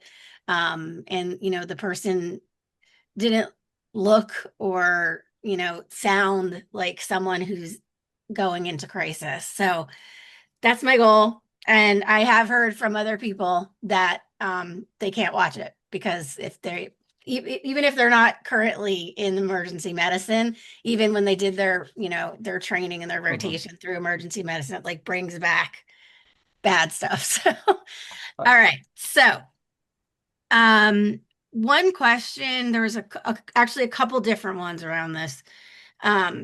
What should be on our medical alert or other medical ID that we wear? What should it say on it? Where is it best worn? Do you guys actually pay attention to them? And what are some other thoughts on medical IDs? All right. Jessica, do you want to start out with that one? Yeah, I think medical ID bracelets are good. I just don't want them to give a false sense of security to our families. I think some people put a bracelet on and think if anybody finds me, I'm going to be great. I'm going to be good. They're going to give me my Cellucortef if it's standing next to me. I think it's a start. I think it's a really good start. I think if you are wearing a bracelet again and you're in California, we don't carry a steroid and you don't carry your medication in addition to that, there's not going to be anything that ambulance is going to be able to do besides load you up and take you to the nearest hospital. So I just want people to keep that in mind. Yes, I think wearing bracelets is a great idea, but I also don't want that to give people a false sense of hope. You have to make sure that you're following some other steps in addition to that to make sure that you're being safe. I think ideally, emergency responders in the field and in the ER are doing a good primary survey. We're looking head to toe. And then when we start an IV, sleeves come up. So something on the wrist should be visible. Things are helpful. Name, date of birth, because if you are unconscious, that way we can identify you in the medical record and try to get some history. What your condition is helpful. Like, why would I need to act? And then what is the action? We are action-oriented people. Sometimes we're a little slow to get to that action if we don't know what it is. So like need or require steroids or some sort of action step in there. It doesn't necessarily have to be the exact dose or administration. If you can put that on the bracelet, that's great. But name, date of birth, adrenal insufficiency, requires steroids. To me, that would be a very clear message. And even if we don't have it available in the field, that might help that EMS crew make the right decision. Which hospital am I going to? And what am I requesting for resources when I get there? Because we don't want somebody with adrenal insufficiency to be labeled as a stroke patient and get a full stroke workup, because that's going to delay the treatment for adrenal insufficiency. So that I just looked because I was trying to remember what mine says, and mine says no adrenal function in trauma, 100 milligrams IV Cellucort stat. Perfect. And Aaron, go ahead. Yeah. I'll add to this. Full transparency. I have a medical alert bracelet and a necklace that I wear. My organs are reversed in terms of they're on the opposite side of the body, right? So my heart's actually on the other side. Something that you would want EMS clinicians to know about whenever they are treating you, in the case that if you're in the pre-hospital environment. And so to Dr. Stilley's point, while specific instructions are good, if your case involves more specific instructions or has more information than is available to put on that, I would recommend putting a contact number on that ID as well. That's what I do for my alert bracelet, so that they can contact my partner and get specifics of what may or may not need to happen. And so depending on the space that you have, and there are different types of alerts, there are different types of bracelets and necklaces that have more or less space, just kind of prioritize exactly what your specific condition needs to be communicated to that emergency responder. And just to say where we check, I typically would always check at least around the neck and around the wrist. But as Dr. Stilley said, a good primary survey is going to check all areas. And so any type of location may be helpful. One area that I would say was less often checked is maybe the wallet card or something of that sort that's inside of a wallet or a purse, as opposed to something that's actually worn on the body for an emergency or a scan in the EMS environment. I can actually answer Dr. Stilley's question he just put in the Q&A. Medical Alert has a QR code option now. So wonderful. That's something to think about for sure. Just another thing to add for myself is I saw on one of the Facebook groups several years ago, somebody was making these seatbelt covers. And so I have a seatbelt, like it's just a Velcro thing, and it says adrenal insufficiency, needs steroids, kit in bag or something like that. That makes me feel a lot safer when I'm driving. just in case, to get in a car accident and I'm unconscious or whatever. That's a definite recommendation from me. It's easy for them to see. You can get it in a bright color. You can annoy your husband by leaving it on his seatbelt in his car when you use it. I do have one in each car though. So, all right. Any other comments on that, or should we move along? We can move along. Okay. So this actually is not a question. This is that came in from the audience. This is from me more. As you were talking about like having the orders, right? I work in my day job.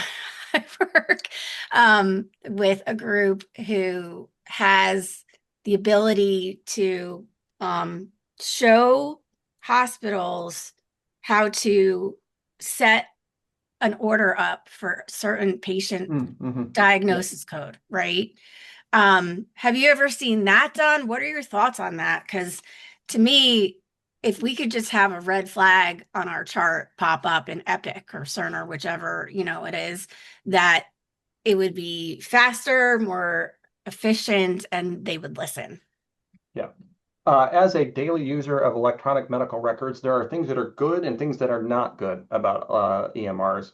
We really want to use flags well. I think that would be a very valid thing to be able to flag. Cerner, Epic, and other systems do it differently. Thinking through Cerner, it may actually be a little hard. Epic would probably be a little easier to use on something like that, where you open up the chart for a new visit and it just puts up an alert. Right. So there are ways to do that I think would be very helpful and really speed that along. The problem is that may only be tied to a diagnosis code. We don't give that till the end of a visit usually. Okay. So if we don't have that diagnosis code early, that alert may not come early enough to make that treatment decision. So what would be the best way to do it through the EMR? Sometimes patient alert flags can be placed in different locations, not tied to a diagnosis, just tied to a visit. Yeah. Care plans in Cerner, it's been a while since I've used Epic, but in Cerner, if there's a care plan, it pops up right away. And that you have to look at it before you can go past it, which again, can be a little bit annoying for repeated visits or when it's not relevant, but very appropriate for high risk or, Yeah. adrenal crisis, because that it'll risk is a pop high up risk. for any clinician who opens that chart. Correct. Yeah. So there's Yeah. good and bad with flags. We want to use them appropriately and not overuse them. But Yeah. I think that would be a reasonable, Yeah. With concern for crisis. Again, for anybody on this call who listens to the recording, it's this is not as much a matter of monetary resources as needing help getting this off the ground with all the different projects we have going at NADF. My own, and having adrenal insufficiency, my own time and energy resources are somewhat limited. So volunteer if you can. I can set you up with the people that I work with who can help us get this ball rolling a little faster. Okay, so let's see what else we have here. So my mom was an ER nurse actually, and she always told me, don't drive to the ambulance. I mean, drive to the ER, take an ambulance because you're going to get right in. So I thought it was interesting that you were saying that sometimes you still get triaged.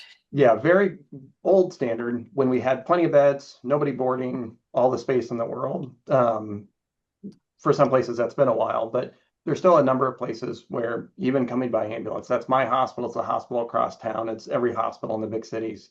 Every patient that comes in through the front door, through the ambulance entrance, gets triaged back into the same queue. And especially if you've already had an ambulance visit, you've had vitals taken, you may have had some stabilizing care, you're actually a safer patient than one coming in through the front door because you've had somebody, an emergency care clinician with you for a period of time to evaluate and show that you're relatively stable. So, just because you're in an ambulance, that doesn't get you a fast pass card. unfortunately. So and then that is an expectation some people have when they come in. They get told, "Oh, you're going to triage." I came in by ambulance. It's like, yeah, and you were very stable in the ambulance. So we have Yeah. patients that are much sicker sitting in triage waiting. So Yeah. And that's also why we recommend, NADF recommends that if you need to go to the ER, you inject at home first, Yeah. or have someone Yep. inject you Absolutely. first. Yeah, get the So injection in. Yep. And then a lot of the time critical function of that adrenal crisis, emergency medicine, really good fluid resuscitation, checking a glucose resuscitation, all of that supportive care. We are really good at doing in the field and in the ER. Think sepsis patients and a bunch of the other resuscitation patients. We are really good at that. But getting that steroid on board first is a really good self-advocacy move for you to make sure that your treatment goes well. yes, 1,000%. Because if you hang out in this community, you're going to hear a gajillion stories of how we lie in a bed for hours waiting and, advocating and educating residents who don't even know what I'm talking about. So it's Hopefully residents are aware, but yeah, I can definitely imagine. But that unlike a lot of our EMS clinicians where their scope is narrow, I'll just say it bluntly, a resident should be aware of adrenal insufficiency, not again a broad breadth, but yeah. should have medical awareness and what the Yeah. treatment is and the ability to go look it up and figure out information that they're missing. Yeah, and there definitely were some questions coming in on, what is NADF doing to educate the medical community and in the emergency medicine community. Dr. Stilley's been doing a lot of great work with us and Jessica as well. We are, again, it comes down to resources. Like, we either need the financial ability to hire more people to get these things done, or we need the volunteers. So please, if you can help in any way, we do appreciate that. Let me see. Oh, I just wanted to touch on Jessica, that whole kit and the hook idea. That's great. I love that. But so then you need 2 kits really, because you need to carry one with you, or a smaller version of said kit. Oh, absolutely. Yeah. My family has 10, so there's that. I'm a little bit extra, obviously. And I always carry 2 vials in every kit. Again, I'm a little bit extra, but things happen. I always carry a second set of needles as well. Sometimes the needles bend, those vials can break. All kinds of things can happen. So I always, if resources are available, make sure that you're overly prepared as opposed to underly prepared for sure. I did want to mention that I know some people were asking about the bag. I got this bag on Etsy. I love that it has the nice clip on the side. You can clip it to backpacks, hang it on the wall, etc. I got it on Etsy, and the girl that makes them is Liz King Designs.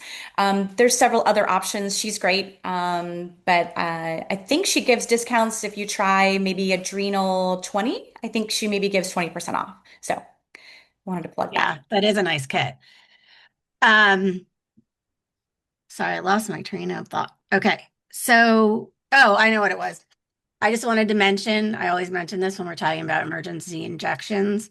Before you walk away from that pharmacy counter, make sure you have the active vials and not just the Solu-Cortef powder. Also, make sure that you have a syringe. If you don't have them at home already, that you have a syringe. And you also may need to remind your physician that they need to write for the syringe as well. I can tell you that when I was in my 20s, I went on my honeymoon to Jamaica. I went into crisis, and guess what? I had only powder. And what can I do with that? Nothing. So I was very lucky because the Sandals resorts on that island have a dedicated doctor on call. And it took him a long time to get there, but he happened to be trained in India, where they have a higher incidence of Addison's or not Addison's, I guess, adrenal insufficiency from tuberculosis causing it. So he knew exactly. He was the most educated emergency person I ever worked with. One person was asking, is it best when you go to your local firehouse or, EMTs, is it best to talk to the chief or whoever is in charge? Jonathan, go ahead. Sure. So in a lot of cases, it depends on if you're approaching an agency or an EMS educational program. So if you're looking at the educational programs, they have things that are called program directors, and they are the faculty that are specifically tasked with meeting those standards and are the ones that control those advisory councils. And so you'd be looking for that program director. And then Jessica, I'll let you speak on the agency side. Yeah, if you have nowhere idea where to start, go onto Google, type up, your closest firehouse, right? Call the number, let them know where you live to make sure that you're in their district because you want to make sure that you're seeing the firehouse that's in your district. Just because it's, the closest one doesn't necessarily mean you're in their district. And yes, you can always ask for the EMS chief. They're not always chiefs, they can be captains. And so sometimes the wording can change a little bit, but usually once you start saying that you want to come in, make an appointment, you want to do a little bit of education, bring some resources and, ask some questions, a lot of times they'll point you in the right direction of who you should meet with, and they will kind of guide you on all of that. I think somebody asked a question about resources too. NADF has some great resources on their website under patients and then resources. There's quite a few pages under there that you can print out, like I was saying, and make sure that you're bringing them. I always remind people, I know it sounds probably silly in our world, a lot of these providers have not seen a Solu-Cortef vial before. Again, it's not something that they carry. So make sure that you're bringing the instructions and leaving that behind. I always do a show and tell with the vial to make sure that they have seen it, that they know it. It needs to be reconstituted, etc. When we trained the 1,100 paramedics in San Diego County, their minds were blown because, again, like I said, they don't carry it on their ambulances and it's not something that they see often. So make sure that you're doing the training with the Solu-Cortef as well. It might seem like, repetitive information for us as patients and caregivers, but for these outsiders, a lot of times they haven't seen this medication. So make sure that you're doing that education as well.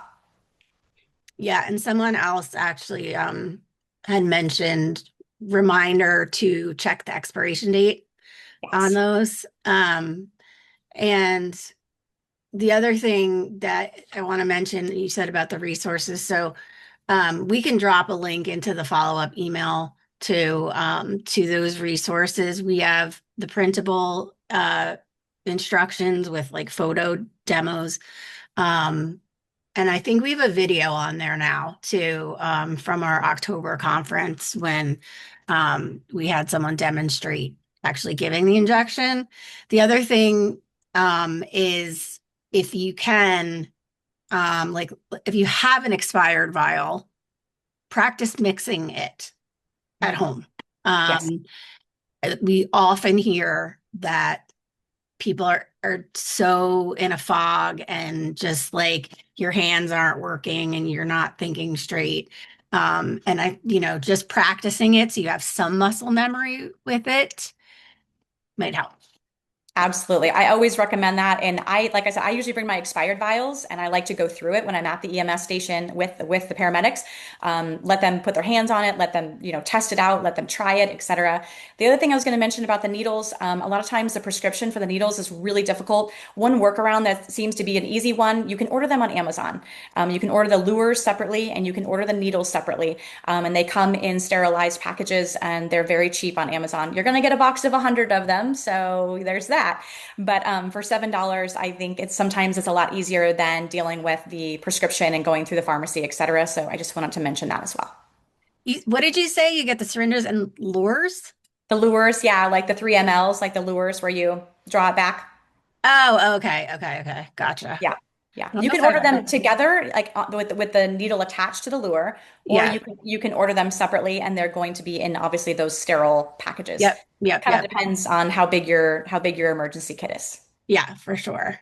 And for anybody who's also on an insulin pump, personal tip, you can use your pump filling syringes as a backup for this particular purpose. Okay, last question before we go to break. What can we say to triage to help facilitate the getting us in quicker, and how is it best to communicate the urgency to them? Yeah, with any sort of interaction with medical healthcare personnel, being calm in the approach, you want to be clear, but um, your mom's an ER nurse. I'm sure she would echo the same thing. The more demanding you are, the more resistance that you get. So if you come in guns a-blazing, you're probably going to get, try to slow down and hit a little bit of a wall. So, Yeah. approach clearly like, hi, I have this condition. I have adrenal insufficiency. I'm worried I'm in crisis because of these symptoms. This is the timeline. I need hydrocortisone and treatment. Clarity in that description, or using one of the information sheets or the physician order to help convey that information as well can be very beneficial.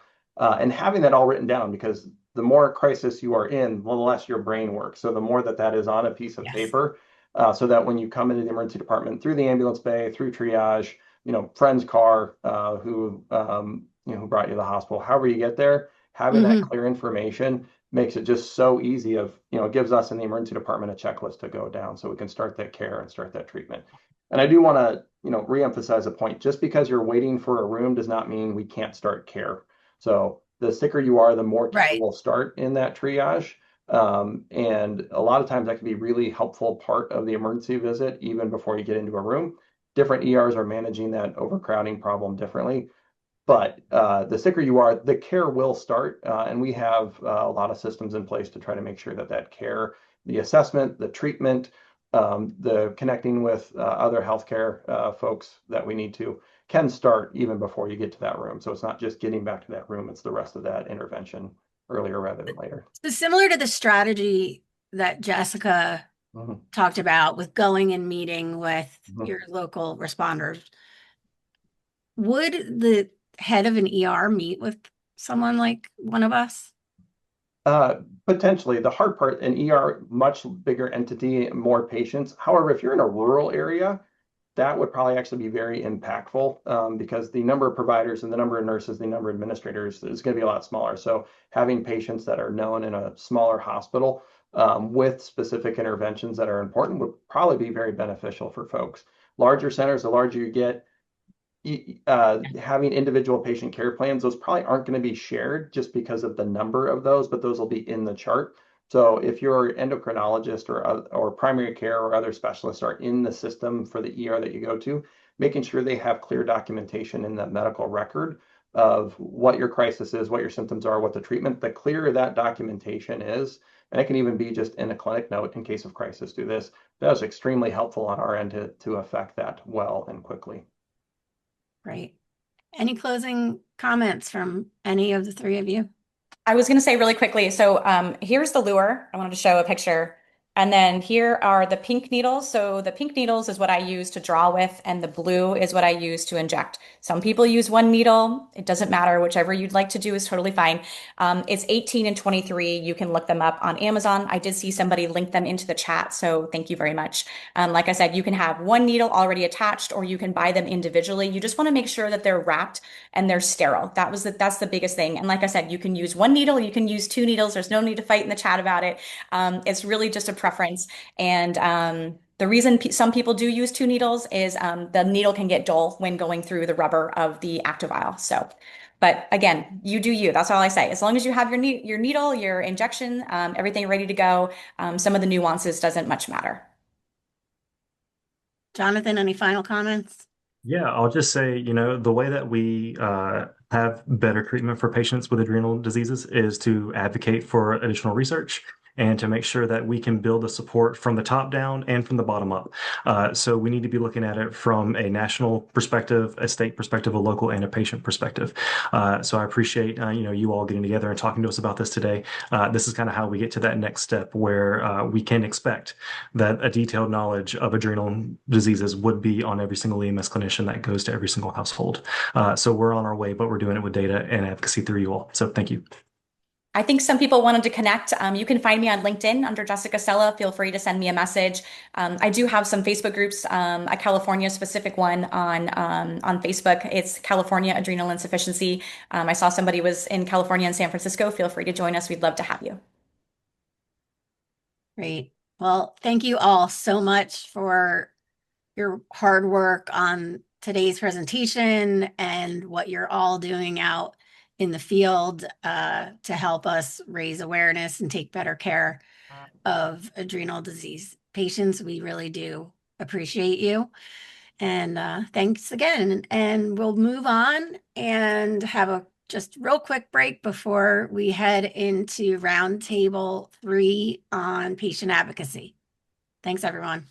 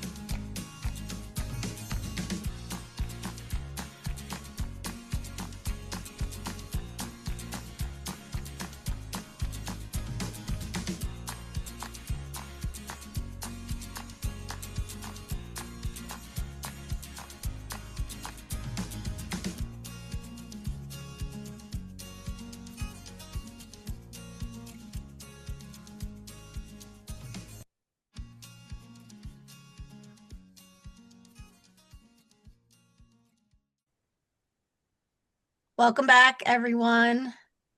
Thanks again for joining us today. In our third roundtable, starting now, we're going to talk about self-advocacy, why doctors need to hear you, and how to make that happen. And that will be led by Doctors Abraham and Witchel.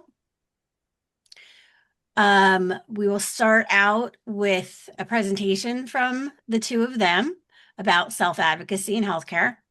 And then we'll meet our panelists for this session, Susan and Kellyanne. And then the physician presenters and panelists will have a roundtable discussion, and then we'll move into the Q&A, which I will moderate. Please feel free to put your questions in the Q&A at any time. If possible, please refrain from making comments. It's only the presenters who can see what you're typing. So questions are very much appreciated, but the comments make it a little bit harder for me to discern what I'm going to ask our panel. And after that, I will make some closing remarks. And with that, I am pleased to turn the floor over to Dr. Abraham and Witchel. Good afternoon or good morning, depending on where you live. I'm Dr. Selma Witchel. I'm a pediatric endocrinologist at Children's Hospital Pittsburgh. And Dr. Abraham and I thank the National Adrenal Disease Foundation for inviting us to participate in this session. And we're talking more about daily medication, but we're really following the session about emergency self-advocacy. So we're going to start with a story. 20-year-old Ethan was 2 years into his plumber's apprenticeship when he was diagnosed with Addison's disease and was advised to start treatment with 2 different steroid pills, twice daily hydrocortisone for glucocorticoid and once daily fludrocortisone for mineralocorticoid, so he could hold on to salt.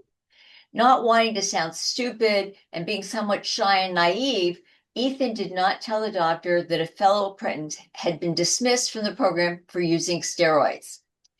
Because he was concerned that if he took the steroid medicines as prescribed, he might also be dismissed from this apprenticeship, which he really valued doing. So he didn't take his medications regularly as prescribed. One Friday, after working all week in his training, he had been fighting a cold for several days. Ethan went into an adrenal crisis, and fortunately, he had not been educated about stress dosing either. Thank you, Dr. Witchel. My name is Dr. Smita Abraham. I'm an adult endocrinologist, and I practice at Montefiore Medical Center in the Bronx, New York. So that patient's story leads us nicely into our program to sort of understand and identify barriers within healthcare, and hopefully within the session, giving you some insight on how to navigate them. So I think the most important question is, or we do, is, what is self-advocacy?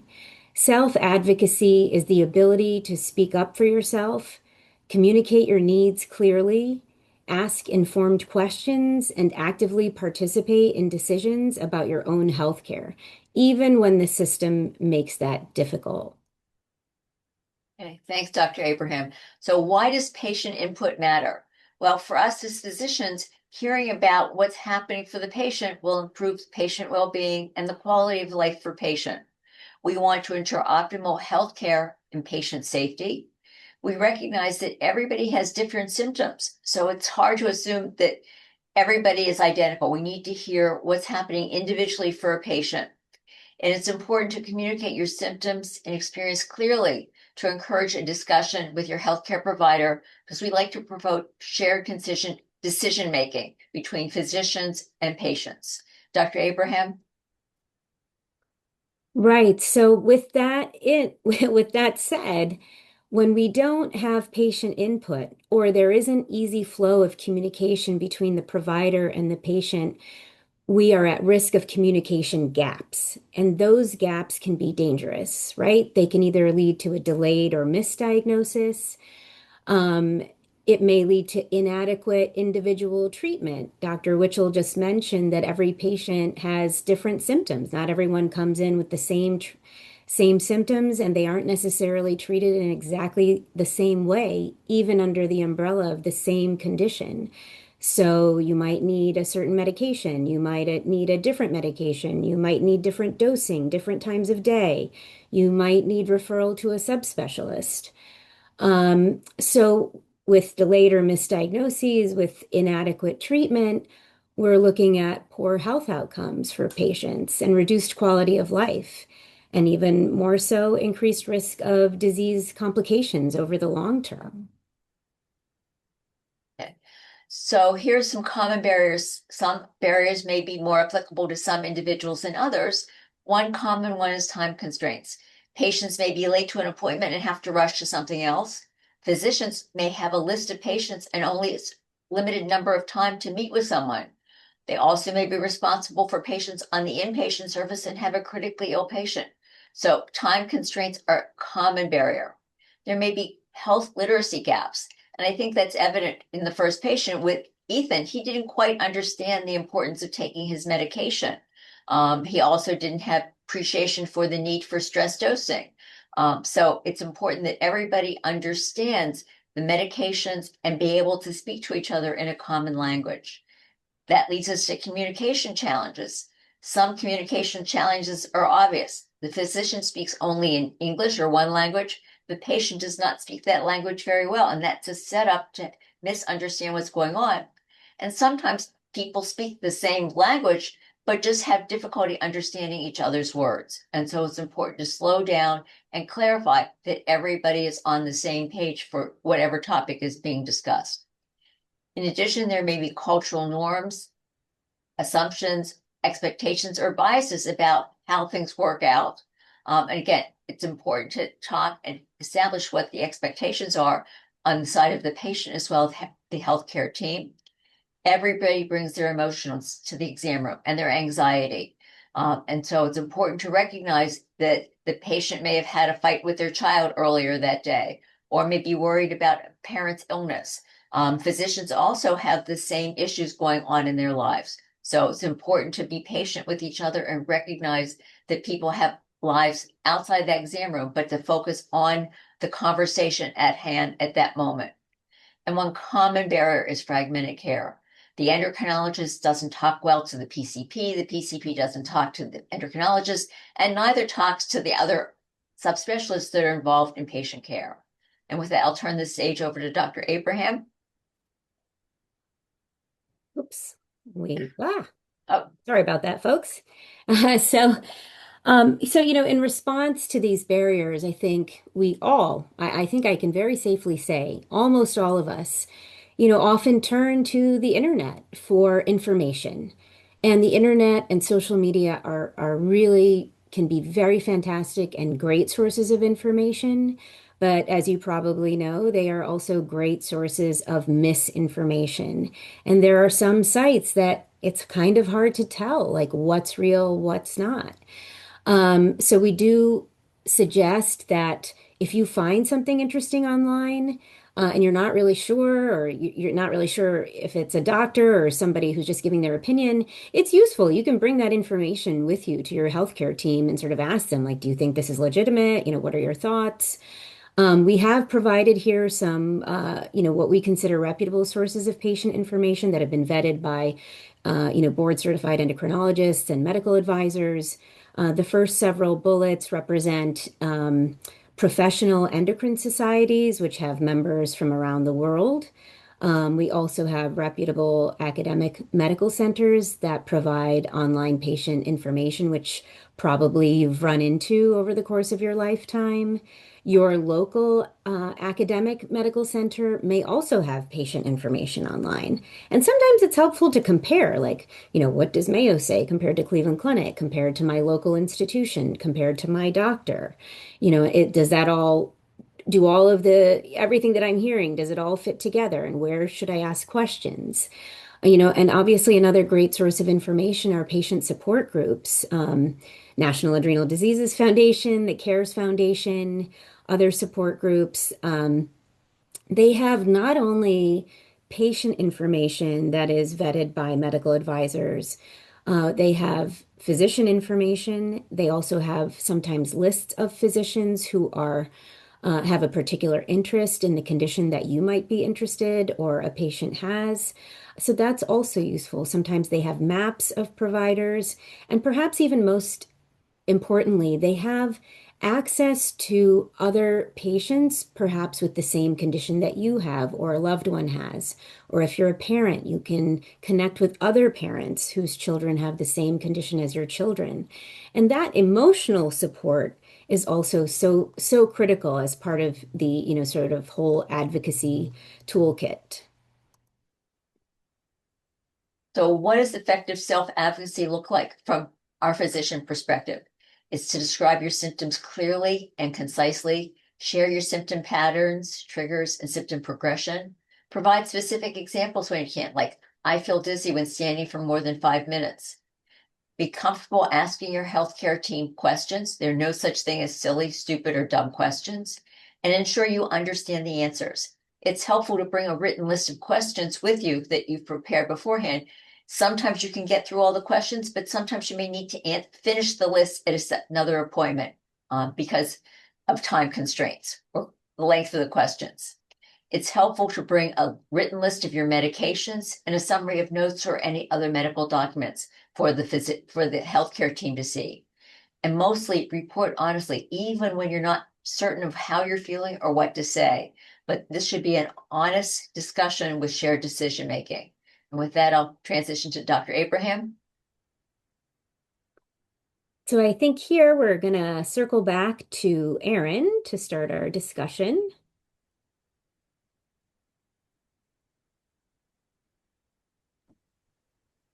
Actually, we can just pass this to our two panelists. You can stay on that slide.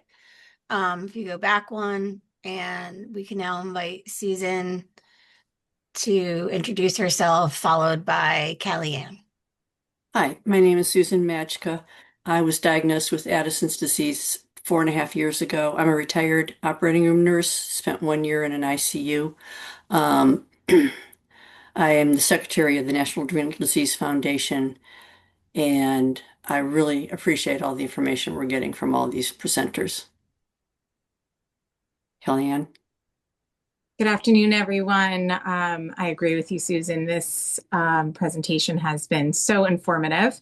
My name is Kellyanne McDonald. I am a mama bear of 3 amazing children, one having been diagnosed with Addison's disease in 2012. I lead the NADF Caregivers Support Group with an amazing group that joins me bi-monthly. I'm also a member of the Childhood Arthritis and Rheumatologic Research Alliance due to one of my daughter's other conditions. I serve on the New York State EMS for Children Advisory Committee. And by day, I work in healthcare diagnostic sales. So I really try to draw from all of these experiences and everything I learned from my caregiver group to advocate for children with rare conditions. And thank you so much for having me here today.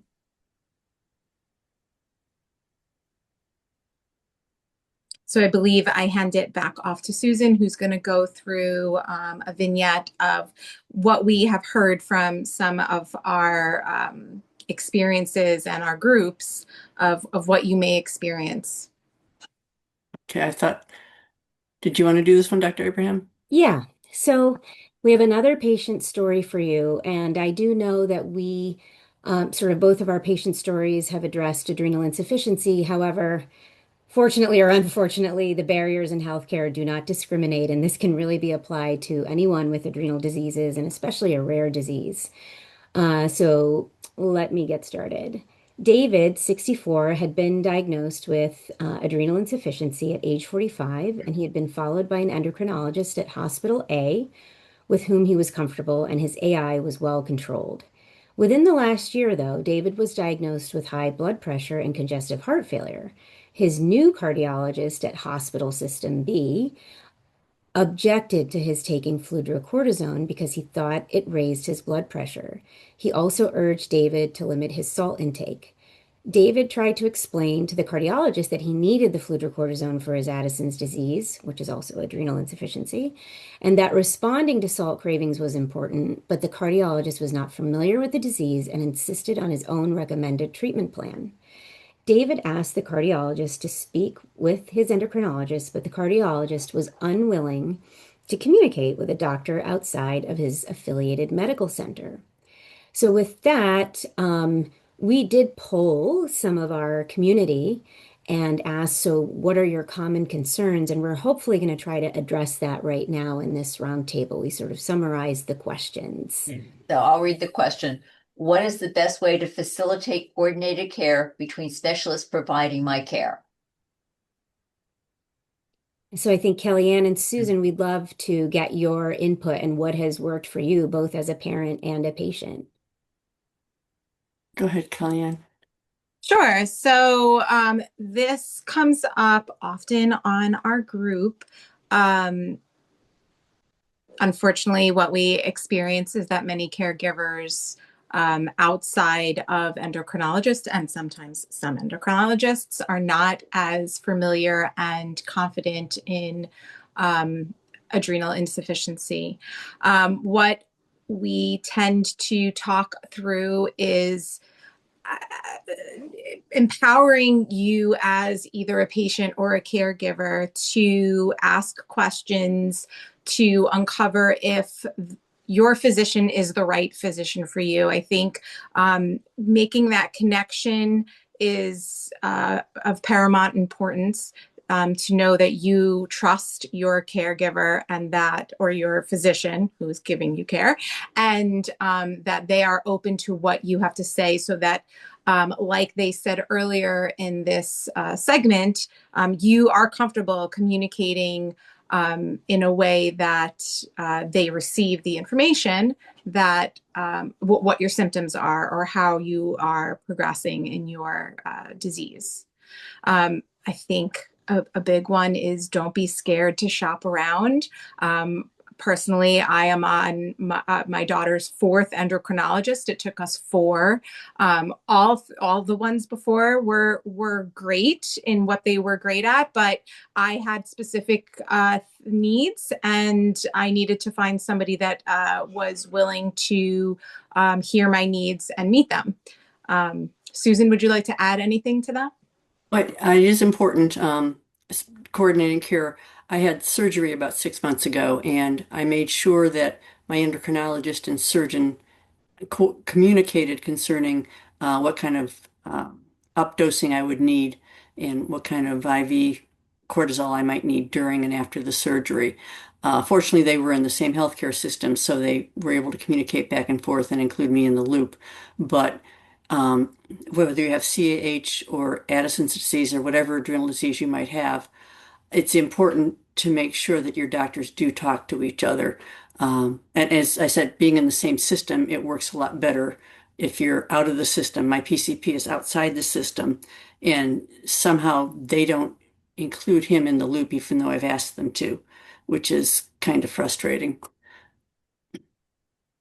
Yeah, I thank you, Susan, for bringing that back. So what I should have said was that need that I had with our fourth endocrinologist was coordinating the care with 4 different systems, given the 4 different specialists that my daughter was experiencing, and not everybody was on my chart. So they were not within the same system, and they were not even on the same EMR systems. So our fundamental need was, are you willing to respond to an email, a personal email from me that says, hey, she's having these symptoms.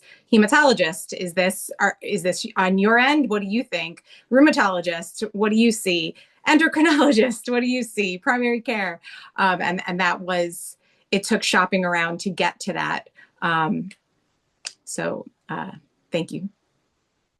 I would just add, I want to sort of reiterate what Susan said, which is, if it's possible, and it's not always possible, to have your healthcare providers in the same system, that definitely facilitates care.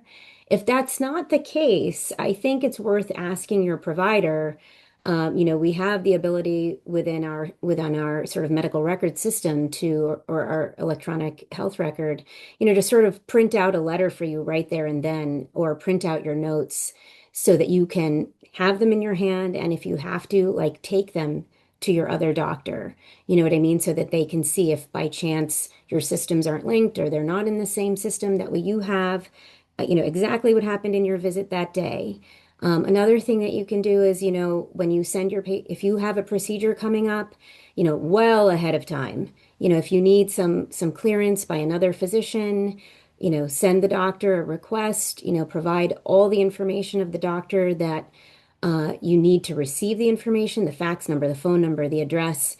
And then, it is a job. It is a job. We understand that it's a job, and then follow up. Did you get the letter? No. Okay, then you have to circle back. It's not ideal, and we hear that, we know. But that is the best way for you to sort of push forward. Yeah, and I think Dr. Abraham just brought up something really important. It's important for the patient to make sure that all parties involved got the message. Just because you talk to this subspecialist outside the hospital system and ask them to communicate doesn't mean they will. So it's sort of, as I call it, closing the loop, making sure everybody's talking to each other. Yeah, it seems like more that you have to think about, but the burden really is on the patient to make sure that everything, like Dr. Witchel said, that the loop is closed. It's on you. You have to be your own advocate. You cannot count on the medical system because it's too large, it's too complex, it's too diverse. Yeah. Or your endocrinologist may have faxed a note to your PCP. They just never got it. Right. Exactly. Which in my system happens all the time. So the physicians may be cooperating and trying to communicate. There's just issues with the technology in the system. Right. So with that, let's get to our next question, which also tags on to what we were just talking about. What is the best way to get the doctor to understand that my AI is not adequately controlled and my symptoms are interfering with my daily life? What I found with this is it seems kind of self-involved, but if you keep a journal, a daily journal of when you take your medicine, when you eat, and what you eat, and what your symptoms are, you might see a pattern. And then I had an appointment with my endo yesterday, actually, and I had spent an hour writing out notes of what my primary concern was, is all one side of one sheet of paper. For me, it was the fludrocortisone. Now that Tiva doesn't make it, my blood pressure's all over the map. So I had some blood pressure readings and time frame, and the question about dosing, and then the next question was about the hydrocortisone and informing him on how I was taking it. And he really, really appreciated that. And it was the best endo meeting I've ever had, because we were able to address things in order. There was no lost time. Everything was efficient, and everything worked very well. So you have to put the time investment in to make it clear to your doctor what your problems are. Because prior to that, I'd been having a lot of nausea and other GI problems. And it was when my cortisol levels were low. And so I split my dose into four episodes instead of 3, and it cleared up the problem completely. And fortunately, he worked with me on that, and he says, okay, great. So we're dosing 4 times a day works for you. And now we're trying to figure out the fluorocortisone dose. But if you go in there all prepared and you give him everything he needs, then he or she, it just makes, you can start at 60 miles an hour rather than puttering along and, trying to figure stuff out. Because like I say, the doctors have 15 minutes with you. They have other things going on. I know what I want to say here too, give your doctors some grace. They are human beings. So they're going to have a bad day just like you might have a bad day. So work with them and don't expect them to be omnipotent or to be, give them grace, because they may be behind on their patients. They may have family matters. They may have had a fight with their spouse. They may have gotten stuck in traffic. I had one episode where the doctor was half an hour late because the parking garage was backed up. Well, obviously he came in flustered. So it's a collaboration, and you really have to carry a lot of the burden on your own and present it to the doctor. Kellyanne, do you have anything to add? No, I think Susan did a great job. I think she touched upon, gone are the days where doctors are those omnipotent beings where you go in and you are, I don't want to say at their mercy, but they have all the answers, and there's this one way communication, particularly with rare diseases. It ties again into that communication stream back and forth, to make sure that you are in a position where you're comfortable communicating your symptoms, and that those symptoms will be received and heard and hopefully acted upon. This comes up a lot in the caregiver support group, where if symptoms that are being experienced don't match what they may have studied in med school, it does take an open mind to get to hear those experiences sometimes. And the onus is really on the patient or the family to come prepared and kind of have done their homework. And hopefully you'll get received. That information will be received well on the doctor's side. Yeah, I don't know if I mentioned that I spent an hour preparing for this visit, putting my sheet together, realizing the initial sheet I'd written wasn't as clear enough, or wasn't as well done, and copying it over and making it really clear. So you really have to put the time in on your own behalf to be your own advocate. And always remember to put do you have in. anything to add? Yes. Should we move to the next question? Sure. I just want to point out again that I understand that we wrote AI, but this applies to if you're in the workup for Cushing's disease, if you're post-treatment for Cushing's, if you have congenital adrenal hyperplasia, if you have adrenal leukodystrophy, so if you have pheochromocytoma, primary hyperaldo, so that all of it, requires sort of the same sort of preparation. Yeah, I second exactly what Dr. Abraham's saying. Regardless of the underlying disorder, meeting with a physician should really be about shared decision making in terms of trying to optimize patient care, patient safety, and patient quality of life. So this is a nice segue. Wait, I think we have to go back one. Apologies. Here one. Okay. There we go. So nice segue into this question. I, as the patient, feel that I know more about the underlying disorder, whatever it is, whether it's CAH, adrenal insufficiency, Cushing, than the endocrinologist. How do I, as the patient, educate the physician? Okay. And again, this is really relevant for patients with adrenal insufficiency in the emergency situation, particularly as I talk to my patients with congenital adrenal hyperplasia who are on vacation and they end up at a small hospital where the healthcare staff has never heard the word congenital adrenal hyperplasia, and they're busy going to Google what that means. You as the patient have to be your own advocate and try, without alienating, without insulting, helping the physician understand, the healthcare team understand what's going on for you. Susan or Kellyanne? Well, I know when I went in with my surgery, I did take the printout from the NADF about dosing for surgery and gave it to the anesthesiologist. I'm not sure how well it was received, but you really need to be your own advocate and make sure that the doctor knows the most current information.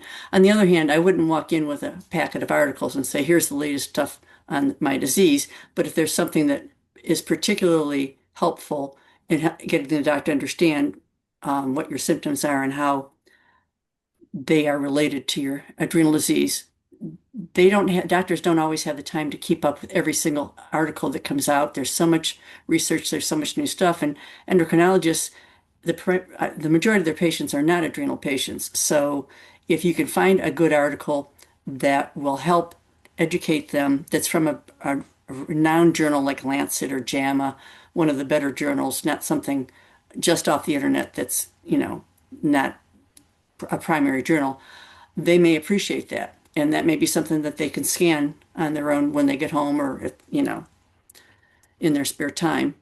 The other thing I would just quickly add, and we have one more question before we get to our Q&A, is so if you have an endocrinologist or a PCP or somebody who's managing the condition it is that you have, and it's one of these rare conditions and people don't know about it, have the doctor's information, the number, have your phone, if you have a smartphone with your MyChart app.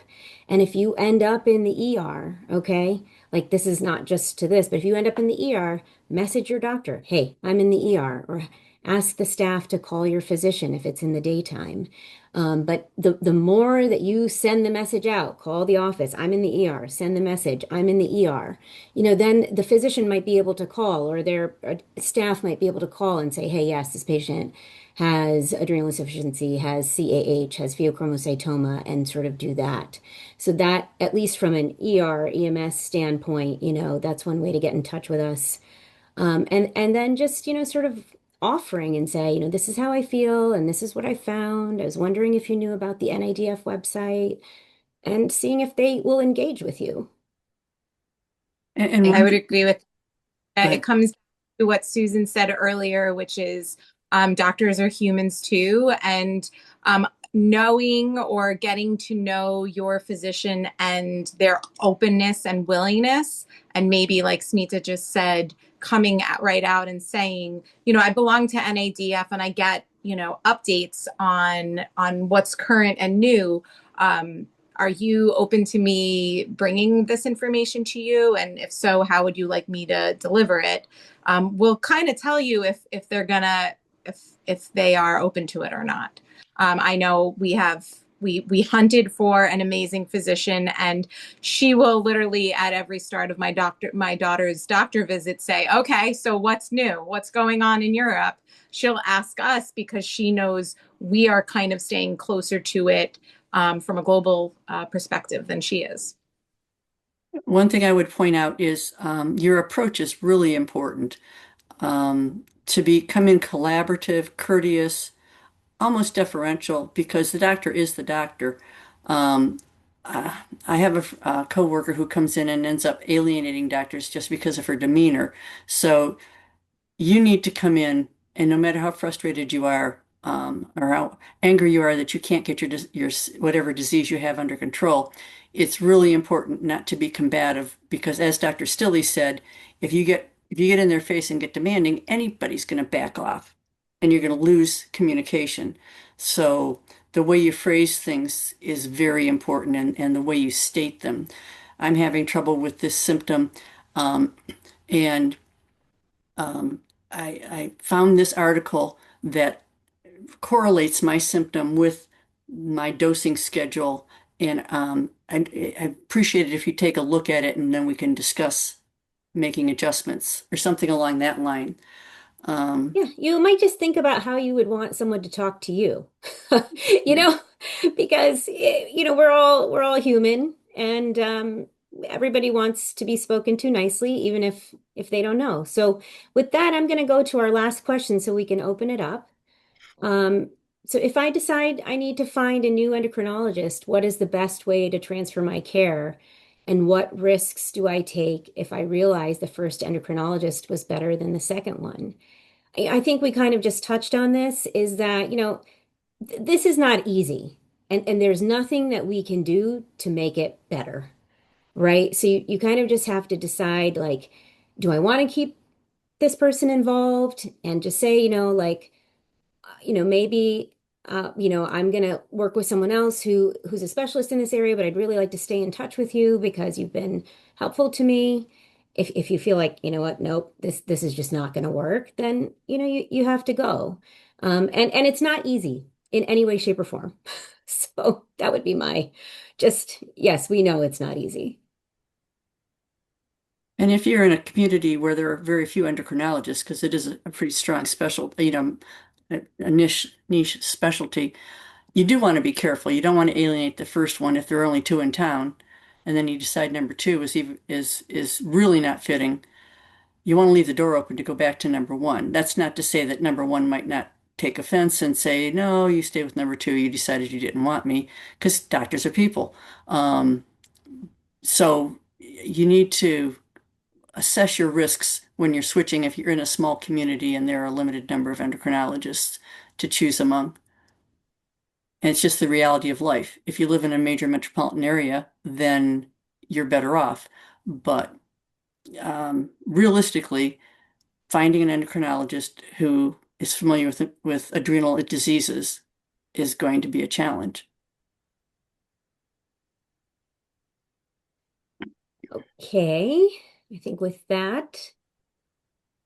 So how can clinicians support advocacy? We can encourage questions. Again, I always say there's no such thing as silly, stupid, or dumb questions.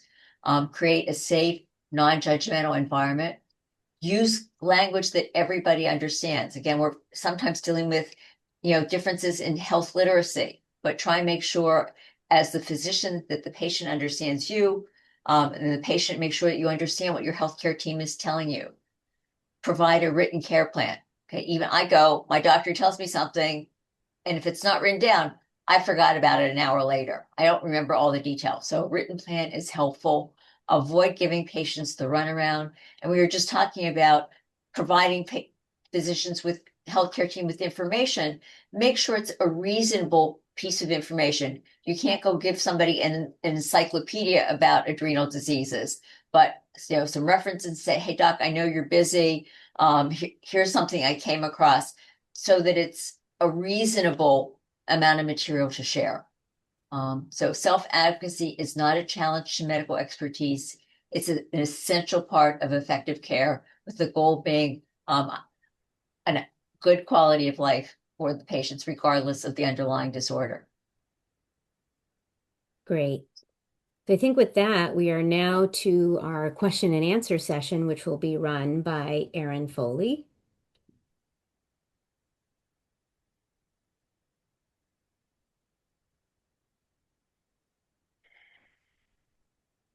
Thanks, Smita, and thanks to both you and Dr. Feldman, along with Susan and Kellyanne, for all you did in preparation for this session. We have a few questions here. Let's see. So one person said that she took she's already doing what Susan had suggested about journaling, and she's been doing that every single day for 10 years. Most doctors don't even want to look at it on any day. How do I get the doctor to listen to me genuinely? What in this case, what happened was the doctor said, my dog has it too, and discharged her. Still sick, unfortunately. So how would you recommend she maybe modify the approach?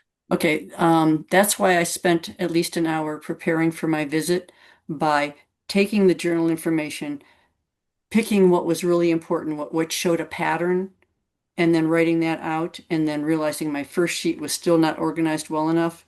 So I wrote it out again so that only the most pertinent. You don't want to come in with 100 things. You want to narrow it down to, say, 3 items, that the 3 most important items, because you're not going to have time to address all of your symptoms. So say you have nausea, say you take your morning dose at 7 in the morning, and then by 3 in the afternoon, you're nauseated, you have GI trouble, you're foggy. That's a pattern every day. Then you go in and you say, doctor, I take my morning dose at this time, and at this time, I have these symptoms every day. What can we do? And then see if the doctor's responsive. Yes, you should switch your dose. You should split your dose if it's possible for you to do that with your job and whatever.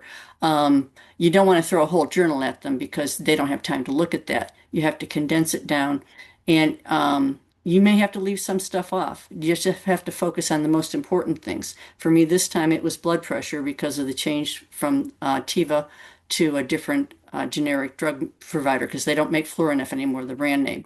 So that's what I focused on, was the ranges in blood pressure, the timing, etc.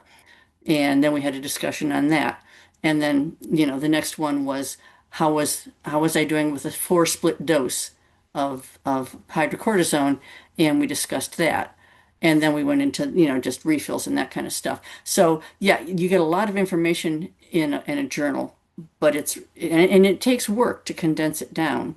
And sometimes when you're writing out the sheet for the doctor, you see patterns that you didn't notice in the big journal. And that's what the doctor's looking for, is the patterns. So rather than saying, I get nauseated all the time, you go in and say, I have nausea, and it's usually at this time, and here's what my dosing schedule is, and I've tracked the food, and it does not seem to be food related. It doesn't matter what I eat, this is when it happens. Or I get foggy brained at this point in time, or I find I'm clumsy at this, whatever your symptoms are, whatever your tell is. And sometimes it takes a while for us to recognize what our tells are. You might think, why am I clumsy every afternoon? And then think about whether your cortisol levels are low. Dr. Liz showed the pattern of the normal cortisol, and then when you take your dose and then you crash, you're down to 0. If you have more than 6 hours, or whatever your metabolism is, between doses, you're going to have really low periods and you're going to be symptomatic. But you need to be able to tell the doctor that in a few sentences, or in a bullet point or a graph, so that the doctor can say, okay, I see what you're talking about. Nobody's going to go through your journal. You need to summarize it. Yeah, and I would make the suggestion too, is for somebody, if they're just starting out on this, or to convert your if you have a handwritten journal, into a digital document, because a really good use of artificial intelligence is summarizing, seeing patterns like that, and you can feed it into Copilot, and it'll help you identify those patterns, because those patterns are difficult to kind of figure out. Just double check that it hasn't hallucinated. You have to double check it, yes. And the other caveat is, unless you have access to a protected, firewalled AI system, like I have for my work, I would make sure you don't have any identifying information on it, because it does kind of go out into the nether web somewhere. Anyway, so okay, so you talked a little bit, I mentioned, for folks in rural areas, and this always worries me. I remember when I was, early on in my own journey, and I met my husband, who's from rural Minnesota, and my mom was like, but you can never live there, because, and it is true that in my experience, the top endocrinologists are in the big cities, and they're teaching at academic medical centers, similar to Dr. Abraham and Dr. Witchel. But so if you are in a rural area and there's no endocrinologists nearby, is it possible, like, what would you suggest for those patients?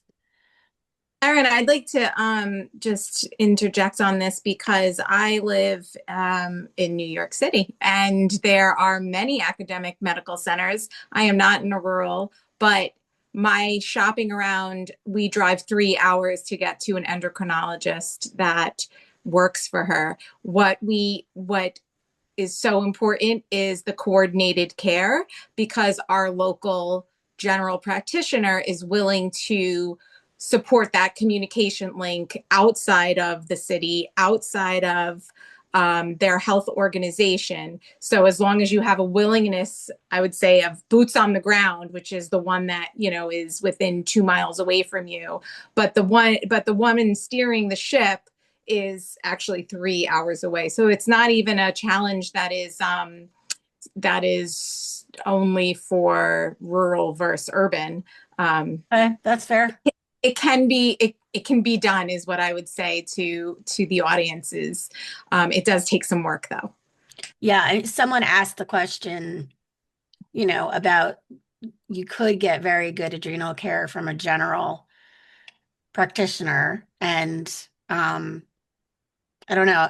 I was just curious. Or there's a model for shared care. You see your PCP in the office, you see the endocrinologist who's 8 hours away once a year, but you can go into your PCP's office and at least have a virtual visit with the endocrinologist. I think there's room for a lot of creativity, particularly now that we have virtual medicine. Again, every state has their own rules and regulations about billing and where people can be. But it's worthwhile exploring what options are available to see the endocrinologist you're comfortable with, even if they're not immediately there, although they will most likely need to see you in their office at least once a year, if not more often.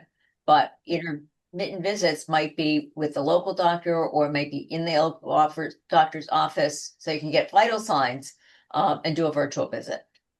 I know, Smita, Yeah, I would reiterate that, like, if both Kellyanne and Dr. Witchel sort of commented on the fact that you may have to have an outside provider, right? If you have somebody locally who's willing to work with you and sort of read the notes of an endocrinologist who's somewhere across the United States or elsewhere, that's great. And it may require that you have to travel if you can, more than once a year, but a couple times a year.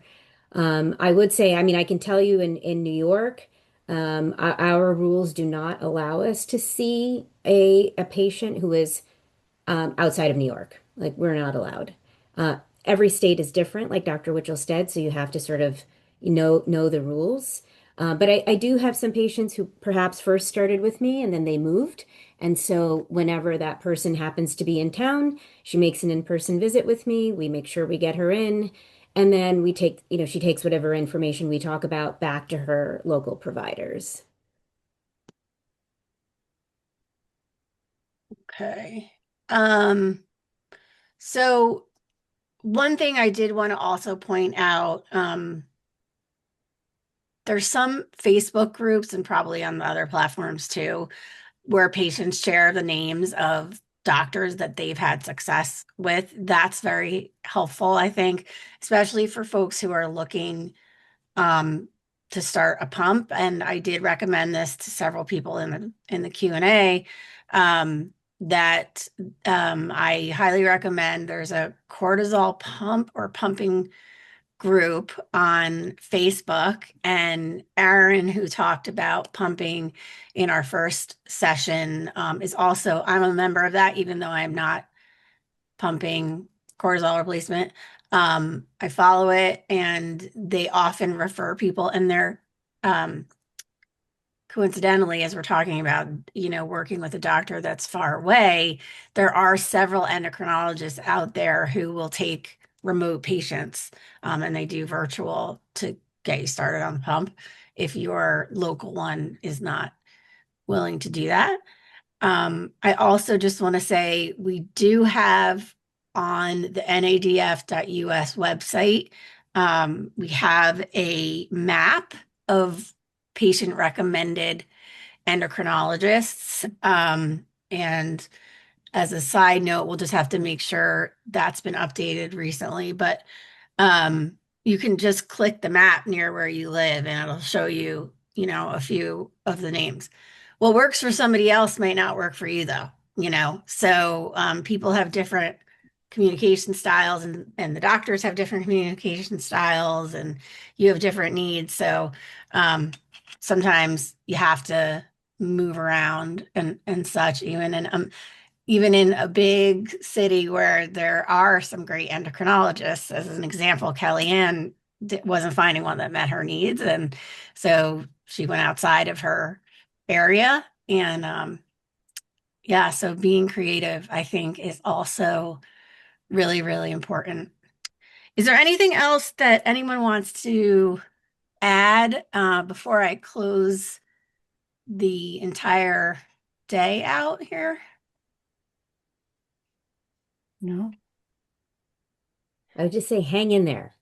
It is tough, but keep pushing forward. Yeah, it is tough. It is tough, and it gets frustrating Yeah. trying to explain to everyone, all the different specialists, not even including the endocrinologists, and who's looking at me from the big picture.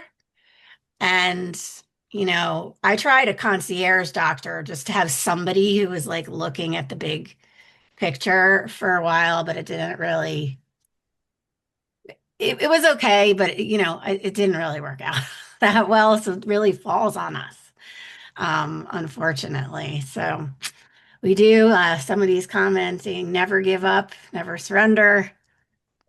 It's true. It's, if you keep the fight in you, you can get there.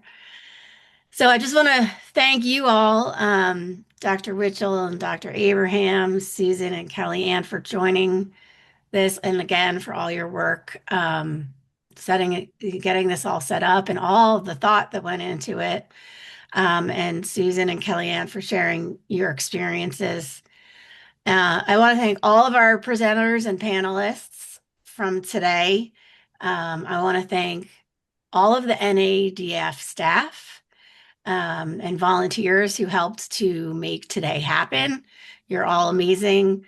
And I would encourage anyone who wants to get involved, please reach out to NADF. You can send an email to NADF mail@nadf.us. That will go to Kalina, and she can point you the right direction.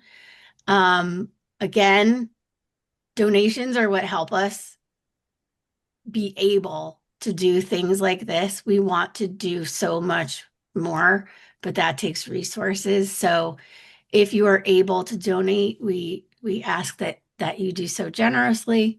And if not, you're still part of the community and you can reap the benefits. And no one is turned away. So finally, for the rest of Adrenal Disease Awareness Month, please check out on our website the events for the rest of the month. One I want to point out in particular is a social media challenge that's called Spoons Up Challenge. And if you do hashtag Spoons Up Challenge, you can find the introductory video.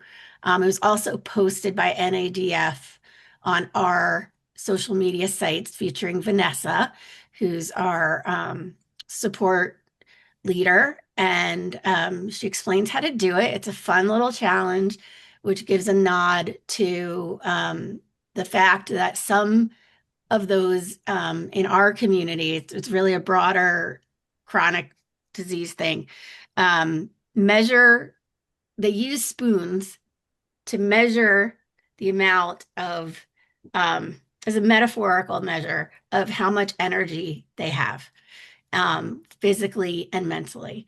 And you can Google it and read all about it. Somebody used it and she said, I start my day with 12 spoons.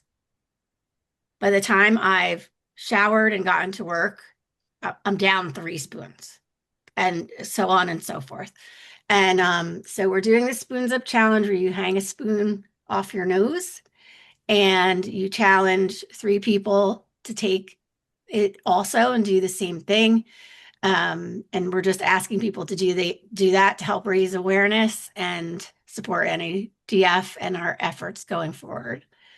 So thank you again, everyone. And please take the survey at the end of this. We really appreciate any and all feedback to help us continue to meet your needs through events like this.